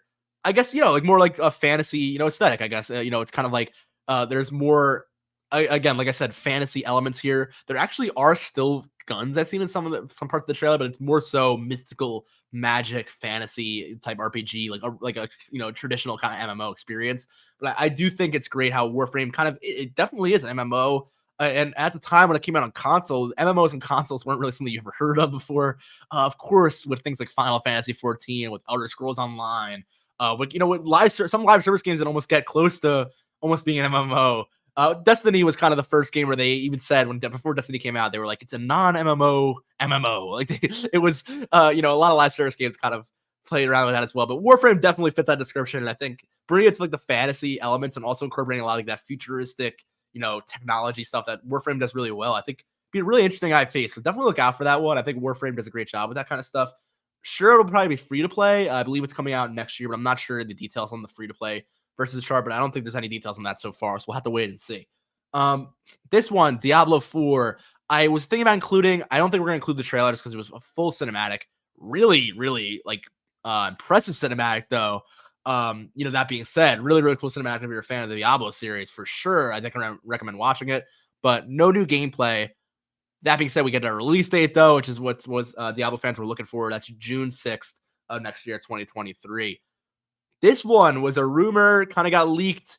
I think I may actually show the trailer for this one because there's really no gameplay, but I do think it was still interesting visually.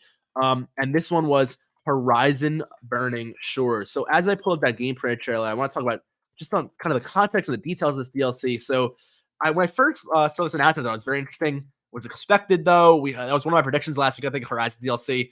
We all kind of knew it was happening. That being said, we didn't know exactly the context of Burning Shores, what was going on with the game here. I'm gonna start bringing that up on screen as I talk about this. That being said, we got in the trailer here that we're going to Los Angeles, so at least Hollywood.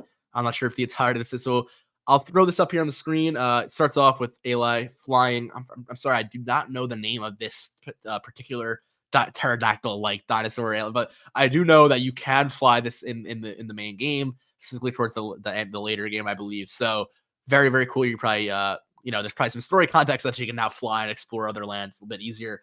And similar to how the Frozen Wild, the DLC for the first game, brought you to like a frozen tundra, this game decides to bring you to a burning mountain of lava and volcanic ash and lava and magma. So as you can see here, the Hollywood sign has kind of caught me off guard. This was basically them showing off that it's going to be in Los Angeles, Hollywood. It's called Burning Shores. So very, very cool new environment. You see this dinosaur, this giant mech tearing up the Hollywood sign. So very, very cool looking. You saw a lot of cool lava and particle effects there. And it's interesting that comes out April 19th, 2023. Some time to go there. Almost a full year, I think over a full year after the original release of the game. And when I read this headline, I almost didn't realize what I was reading because they said it's exclusive to PS5. And I went, wow, okay, well, that makes sense. It's a PS5 game. It's, surely the DLC should be. And I went, oh, I realized I forgot that Horizon Forbidden West was also on PS4. And for some reason, it lapsed my mind that was a cross-gen game. And I think it's very notable that obviously that's why they were noting it, that this is a PS5 only expansion. So similar to that Cyberpunk Liberty expansion, which I'll talk about briefly. I'm not going to show that trailer for. That is next gen only. So is this one. So this is a clear indication here that games are really pushing into next gen. PS5s and Xboxes are in stores now. You can go prime a PS5. I wouldn't say super easy, but fairly easily. It's not like the scalper situation that it was over the past year or two. So that being said, we're getting into this point where I think developers are really confident going into full-fledged PS5 only games or Xbox next gen only games that aren't running on Series X and S is kind of a different situation, I guess. But that being said, this is overall a good thing regardless, because we're going to get less of that worries about these cross-gen, accommodations, and more so just games focused on maxing out this new impressive hardware. So obviously, if you're excited for next-gen games, this is an indication, especially for PlayStation in general and PS5, that, get ready. They've been selling that Horizon Forbidden West bundle a lot on the PS5. They know a lot of people probably own it on PS5 now. There's probably metrics to this as well. I'm sure this probably was a long-term plan to do the DLC PS5 only, considering I think maybe even the original game release maybe was on the edge of being PS5 only or not. So it did start development of PS4 though, of course. So obviously it's not something that they retroactively did. That being said, for the few games, I think even God of War Ragnarok, there were some discussions, or at least externally, I don't know about internally, whether or not Sony would just continue, move development onto PS5, or rather, keep both of them and continue to PS4 development alongside the new PS5 development. So I digress there. I'm not going to get too much more into the Horizon news. That being said, that was interesting. It's alongside Horizon Call of the Mountain, of course, on PSVR 2. That got another gameplay trailer actually during the show, but I already showed gameplay of that game on the channel. So much new stuff to cover. I didn't think that was super the most relevant out of everything yesterday to show a trailer for. That being said, I'm just going to move this over to the docket real quick here and see if I can get that on the screen properly. Give me one moment here. Having a bit of an issue with my screen share. There we go. Okay, just give me one moment here as I adjust this. Bear with me, guys.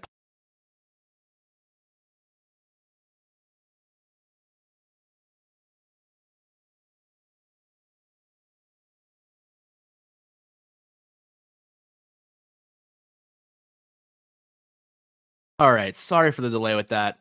Just making sure I got that everything properly here. Just want to take a second, but we do have a bit more. So again, we're almost done here, guys. I want to get through the last few games announcements because there were some very notable announcements, especially near the end. So we got more from Bandai Namco on Blue Protocol. Gonna be completely honest, we've seen Blue Protocol talked about in the past.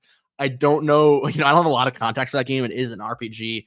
I'm gonna link that trailer in the comments. I would recommend looking after that trailer as well. But I do want to move on again to Transformers Reactivate. This is one, again, I'm going to link the trailer as well. We're not going to show many of these last few trailers.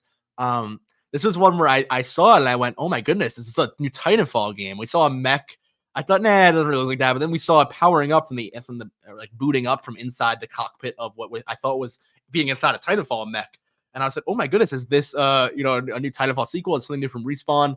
But no, it was actually the perspective of a Transformer, powering up. So people were able to boot up a Transformer. So that was the trailer. You see this, your giant mech and you're booting, and people were kind of standing around the screen. So it's a new Transformers multiplayer, I believe, shooter game, which is really interesting. So we'll have to see more on that. It was just a cinematic. I don't think we have any release or any info on further gameplay there, but I would be very interested to see a Transformers game actually get some high profile coverage and do well. I mean, obviously there's been Transformers games in the past, don't get me wrong, but I haven't personally played, I don't think, any Transformers games, and I think they haven't got maybe a large marketing they haven't been really prominent, I think, games in the news sphere. So I'm curious to see how a new AAA looking Transformers game may perform. That's really interesting to me. That being said, we got another game. Fortunately, not going to show the trailer in this. Very similar vibes here to that Nightingale game. I almost thought it was another Nightingale trailer for a second, but then I saw we had a few notes from the developers here of this game, and we saw this is from Don't Nod and Focus Entertainment. If you know Focus Entertainment, Don't Nod was creators of Life is Strange, I believe. It's from the creators of Life is Strange, this game, and this is also from Focus Entertainment, who published A Plague Tale. Most notably for me, I know that's how I know Focus Entertainment from the top of my head. But this is Banisher's Ghost of New Eden.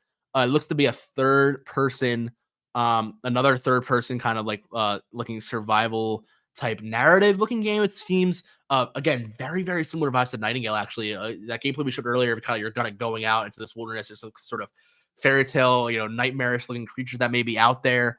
There's also this emphasis on spirits, as obviously the title Ghosts of New Eden. And as you go out of this, what seems to be a dangerous wasteland type area, you have these ghosts that appear and help you along your journey. That was very interesting about this game that I thought was notably different. But then again, very similar. I even maybe think of Plague Tale to an extent as well with their art style. I'm not sure if Focus Entertainment had anything to do with that in terms of the the development practices here or any their influence on that. I'm not sure. I'm not 100% sure, but again, very interesting title. Definitely keep my eyes on that in the long term. But as for now, we'll have to wait and see what happens with that game. I may have just skipped over that Behemoth VR unintentionally. That one, super, super interesting. There were a few things that were, it was kind of a disappointment to me, to be honest, for a moment, because I thought it was like two other games for a second. At first, I thought this may be, I'm forgetting the first title I thought, but I knew that for a second I had gotten confused with Avowed. I saw a lot of this first person looking, almost like Nordic Skyrim type looking gameplay and like atmosphere, and it really reminded me of that last Avowed cinematic trailer we got a few years ago. It was not that. Then I believe I thought it was, I got confused with something else, and I thought, oh no, it's a sequel to this. Or I'm trying to remember what I thought it was last night. Maybe I wrote it down. Oh yeah, I did write it down. I thought it was Wyrd Song, which was also a spiritual successor. Not, I shouldn't say spiritual successor, but from a lot of the former developers of Skyrim and Fallout are making what appears to be a new kind of Nordic Skyrim-esque type RPG. With some very different lore and actually some historical context to it. It has a historical basis, even though it's based in some magic and fantasy. It's within, I believe, real world history. Was not Wyrd Song either. Had nothing to do with either of those. It was Behemoth VR. The end of that trailer was announced for Meta Quest, which I thought, okay, but hopefully it's on PSVR or some other, or PC as well. It was also revealed immediately after that for PSVR too. So it seems like a lot of those VR games, you got to look if they have a Meta Quest or a PSVR or a Valve, whatever they may be at the end, you can check, because a lot of them are cross-platform, similar to when you see a game with an Xbox logo and it's not a first-party game and it's actually on PlayStation 2 or vice versa. Things like that, do happen for Game Awards announcements and things of the like. That being said, we're getting on to Space Marines 2 here, of course, in the Warhammer franchise. Something, again, another game I showed on the show already, so I'm not going to show a trailer here again. We're getting through to the end here. I'm not going to show too many more trailers here. I think I may show. We're going to get to that Crime Boss trailer, I think, because I do want to show that to close off. And maybe that Blood Bowl. I think I'll bring that up as well, because I think that was a really unique game, and I thought it would be worth highlighting really quickly. So as I start pulling up trailers, I'm going to talk to you a bit about. I'm going to skip Blood Bowl for now as I pull up the trailer. Yeah, no, I'll just talk about it. I don't need to skip it. Sorry about that, guys. I just want to make sure I'm getting all this, an adequate time here. But I do think that may be worth showing on screen. So as I just move over to my docket here, I'm gonna do the same transition as I usually do, and I'll throw that tab up for Blood Bowl. And then I'm going to throw up another tab as well for that Crime Boss Rockay City, because I believe that was the one with that cast. I think we'll end on that one, actually. It was a really, really interesting announcement. I was very, I shouldn't say confused. I was like, wow, I was very shocked by that trailer. So I'll save that for a moment from now. But speaking back to Blood Bowl. So let me pull up that trailer really quickly here. This one was really interesting. This was what appeared to be a D&D-esque game. And let me play that. I realized I'm not hitting play there. Based on football. So again, I'm not sure, to be honest. I will say, just to start off here, when it is a combination of football and D&D, I do feel like is slightly a niche topic. I'm not sure how big that crossover is in terms of people who are both big NFL or American football fans and also D&D players. I'm not, maybe I'm wrong there. Maybe that is a very large crossover there, but I feel like this is more so, targeted towards people who are big fans of D&D and may also be sports fans. I'm not sure how big of like the Madden crowd or like people who are just play sports games will be interested in a game like this, but maybe I'd be mistaken. Maybe they would be. But I think this is really, really cool to me, because I think it's a very interesting crossover of, two things, that, are very big parts of my life is sports and game, and like gaming in terms of D&D or just gaming in general. So I think it's a really interesting crossover. Not something I ever thought about. Kind of reminds me, not really the same thing, but it reminds me of the old, Lawrence Taylor football games, Blitz the League, where they had really just crazy, like violent tackles, and there were people kind of like, you could like they were like backbreaker tackles where you'd injure like you're basically trying to injure other players. Not really the best, in terms of like, safety of that game. Very much like a violent game, a combat game almost, but it was bringing that to football. And so I think it kind of reminded me of Blitz the League here, but definitely even more so like combat and D&D and what, you see weaponry here and like, different like creatures and orcs and stuff and elves and different things from D&D. So very interesting here. I think this is the extended cinematic trailer here. Oh, this is actually from Gamescom 2020. So this game has been in development for a long time. I actually clicked on an old trailer here, but they showed a new trailer at Game Awards. Apologies for that unfortunate mistake there. I thought this was the Global Game Awards trailer. That being said, I'm not sure if there's any difference. Actually, I'll just throw it on screen here.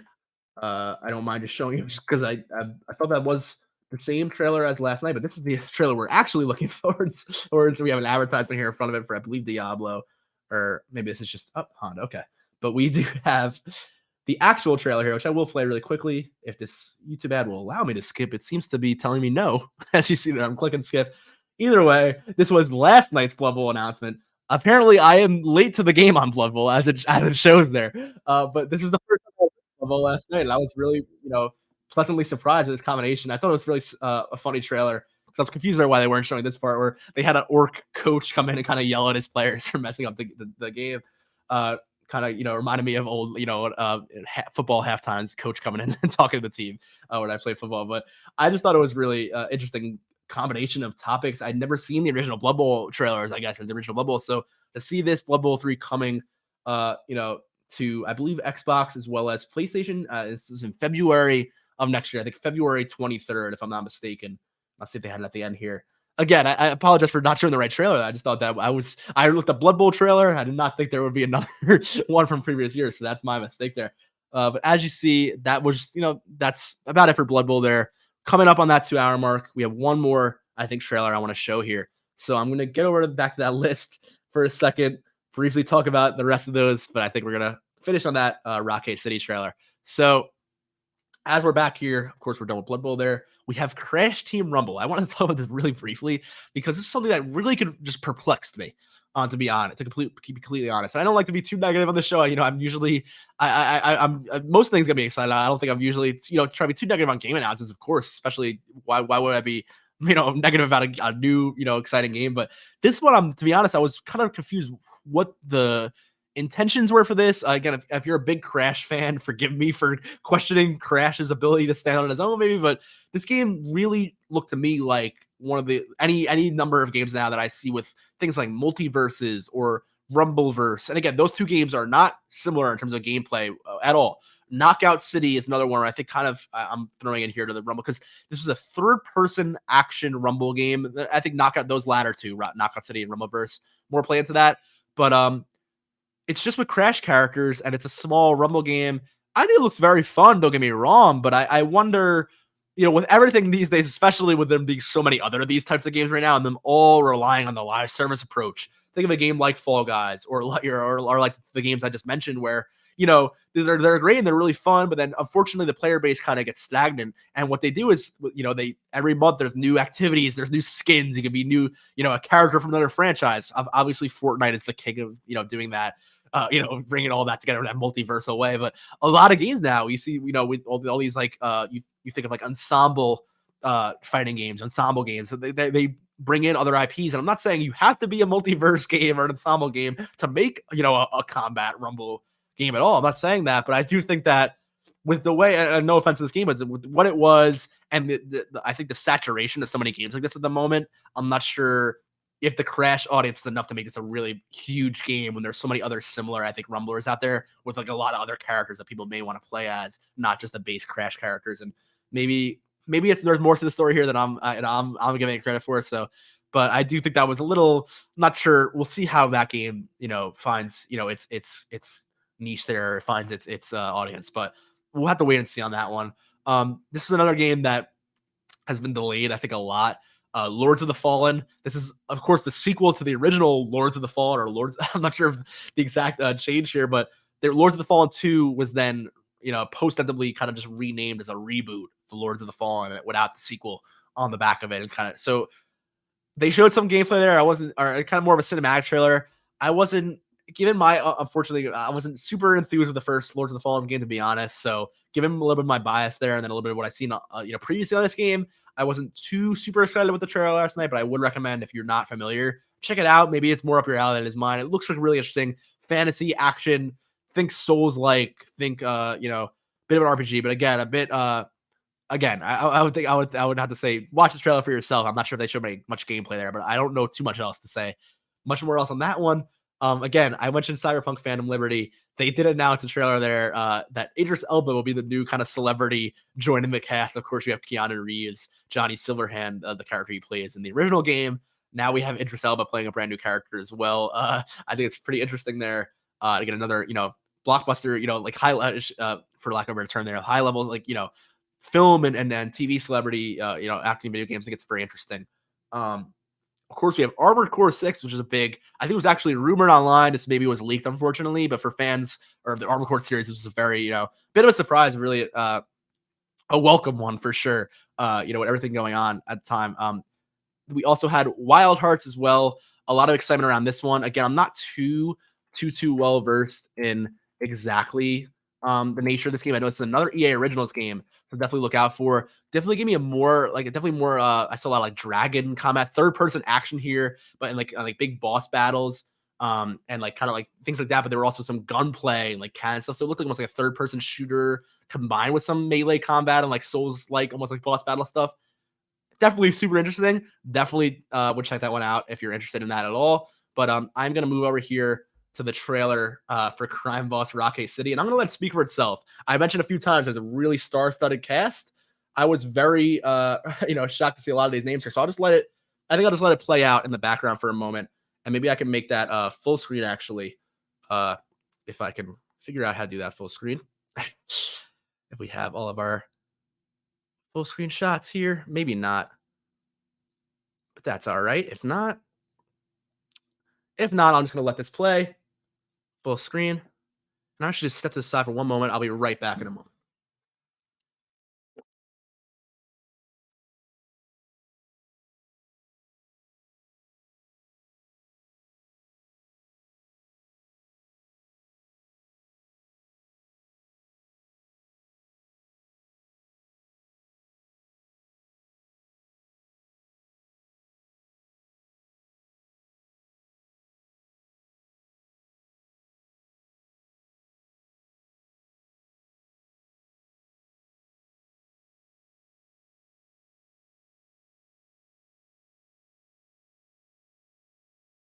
Apologies for the little delay there. I just wanted to step aside. I wanted to take a sip of water, kind of collect my breath for a second, as it's been 2 straight hours of talking, and I wanted to just take a moment there, so I wasn't coughing or sneezing here on screen. You guys, no one needs to see that. But as you can see there, I just let that cast trailer play because it was really something else. It actually had Michael Madsen. He came out on stage to announce the trailer of the game. Kind of made there were kind of a few jokes there. He had discussed, how he had worked with Al Pacino in the past because Al Pacino was at the Game Awards as well last night, and he kind of cracked, made a few jokes about him not expecting to be part of video games. Of course, I talked about before about how a lot of that discussion, especially from like film industry veterans and those, don't give video games the same credence, and it's understandable with video games maybe not having the same narrative and like cinematic impact as films and TV shows of the I understand that, of course, in that context, but I really think I'd like to see more and more of us getting away from that and more of us embracing what video games already have been. And I think I think they have been this for some time now. And I think it's more and more people that aren't really maybe in gaming realizing what gaming has been and then getting impressed and wanting to, hop in almost. I feel like we're getting past the point of like, oh, wow, gaming could tell really great stories too. It's like, no, I think gaming has been telling some of the most, if not, the most, immersive and incredible way to tell a story. So obviously, I'm a big fan of all that in general. Talked a lot about gaming today. Talked 2 full hours with all these announcements, all that Microsoft news. Of course, we saw here we had Michael Madsen, we had Chuck Norris, we had Danny Trejo, I believe that was Vanilla Ice, Damien Poitier, so many celebrities going on. Danny Glover, so many celebrities in this. I mean, that was just a really interesting trailer. So I thought it'd be good to end on that one. That was really interesting. I think again, just to kind of wrap it all up in a bow here, as I said so much about so many different games here. As I said there, it was a really exciting Game Awards, maybe the most exciting Game Awards in some time. I really think so. And I think that, as time goes on here, of course, it's just exciting to see more and more excitement around the game industry, to see more and more, not just in those adaptations like I talk about a lot, where it's like, yeah, we're getting those Fallout TV shows, and that's, we're getting this Last of Us TV show, and that's great. But I think, vice versa. I'd rather see that credence also given to the source material themselves, and to see more people who maybe aren't gamers get to experience these awesome, incredible stories with, maybe it does take familiar faces that they love, like in a game like this or Rocket City with all those awesome actors. But if that's what it takes, that's what it takes. I think as long as we get, I think more people are realizing how awesome gaming is and how much they may actually enjoy it when they think they may not. I don't know. I think that's something I'm always passionate about. Obviously I'm passionate about video games in general. That's why I'm here at Endless. That's why I love, people learning about games, getting into video games. It's just super exciting stuff. So I hope you enjoyed going through all that as much as I did. I know it was quite a doozy today, guys. I appreciate you sticking with me through all that. There was a lot to talk about, and I appreciate you guys sticking with me through all that docket and everything. I know there was a lot with the trailers and the list, but I figured if I was going through a YouTube trailer for every single thing, we would be here way too long. So again, I was happy we were able to get that from like 1 to 3 there in 2 hours there. We've had longer endless reports, and this was by far the most information we've ever had. So I'm very happy that we were able to, have a nice showtime today. Everything kind of worked out good. I'm happy with how that went. So I think very successful week here. I'm throwing up that Game Awards image again just to kind of wrap us all up here. But that's my wrap up. Really, super excited for things. For all the things I talked about there in the announcements. I do want to go back just before we close off. We didn't get any of really crazy, anything crazy with predictions from last week, but I did want to reiterate what we wrote. We did say those Kojima logos. Where's those Kojima games? We got it. We got Jedi Fallen Survivor, or Jedi Survivor rather. No Fallen there. I'm confusing with the original title. We got Dead Space earlier in the week, actually, earlier than I thought. It was an IGN feature rather than on the Game Awards. Diablo 4 was there. Final Fantasy 16 details were there. I also said we may get Xbox, Obsidian, or Bethesda. Unfortunately, you really didn't get that. Elden Ring DLC, I said that last week. We did. That was actually before the Game Awards even started. We got news on that, so that came true. And then everything else I said here about PlayStation, I wanted PSVR 2, Horizon DLC, that was there, but all of my wild ball predictions like Spider-Man, The Last of Us Factions, Ghost, Tsushima 2, maybe that was kind of out there, but none of those happened. Really nothing from Sony. So as I said previous weeks, I did want to wrap up here with just like my thoughts on like the year in general, because I feel like that was kind of the close to like all of our big showcases. It was not the best year, I think, for Xbox and PlayStation first party. Of course, PlayStation had 2 big releases with God of War and Horizon, not to mention their small releases, things like Sifu, Stray, some of those other, I think kind of heavy hitters in like the indie space even. Xbox didn't really have that this year, unfortunately, but unfortunately, both Sony and Xbox didn't really have the announcements I was looking for. I think Xbox did a pretty good job this summer at Game Fest, especially with what they had going on and in terms of, unfortunately, how like kind of on the back burner a lot of their docket is until 2023, but they still did a good job of showcasing me Starfield and the things I wanted to see from them. I was happy with them this year, though I will say this is just me being a fan, not in terms of anything going on, but I was disappointed I didn't get to see, my Spider-Man, a few things from PlayStation that I was really excited for. Spider-Man being the game that I'm super anticipating for next year from them being a PS5 exclusive. But I do think that Xbox Activision deal was very much the reason why we didn't see Xbox or PlayStation go really, hardcore, I would say, into the Game Awards trailers. I think they both kind of like held their cards and sat back there a bit because of what's going on there. They both kind of want to play a bit of that underdog, underselling card as they go through these negotiations of this deal going through or not. So with the FTC suing Microsoft, obviously that's progressing very rapidly. Maybe once that goes through or not, we'll see Sony kind of bounce back in a year. And especially if it does go through, maybe that's when Sony that then says all bets are off. Forget, playing the underdog card here. We need to really start competing and pushing out a lot more marketing for things that could compete with, more of that, PC atmosphere, Game Pass, new exclusives that PlayStation may not, or Xbox may not have as of yet. So it's going to be getting interesting either way. Still waiting on that Discord, but in terms of that, I think for PlayStation and Xbox this year, maybe not the best in terms of announcements, but definitely looking bright for 2023. I think 2023 is probably one of the most exciting looking years of gaming in a long time. So again, I know it's been a long show today, guys. Thank you so much for joining at any point for any part of the coverage. If you did, and if you're watching on recording, I really appreciate you joining here as well. We're gonna have so much more content coming in the coming weeks, of course. We're gonna have more endless reports, of course, in the later weeks. Holidays are coming up, so I may not be there, for 1 weekend or two at the end of the 2022. But then same thing back in January. We'll be back here, and hopefully you'll be seeing a lot more content on the channel. So I think something to get excited about. I'm getting really excited about what's coming on and coming up here at Endless. And I think it's gonna be really exciting to see what's on the docket come next week or two. We'll have to see. But I think you guys are gonna get excited about what's happening in January and the future. So definitely stay tuned to the Discord. I'd love to talk to you guys if you're watching from the Discord and you have any comments or anything. I'm always online usually during the daytime here and when I'm awake. So feel free to shoot me a message or anything, or just talk in the channel there and talk about what you guys are excited about. I'd love to chat with you all on the Discord as well. So other than that, that's about it. Nothing else really to wrap up here on. Thank you so much again for watching, everyone. That has been episode 35 of the Endless Report. And we will see you on the next episode.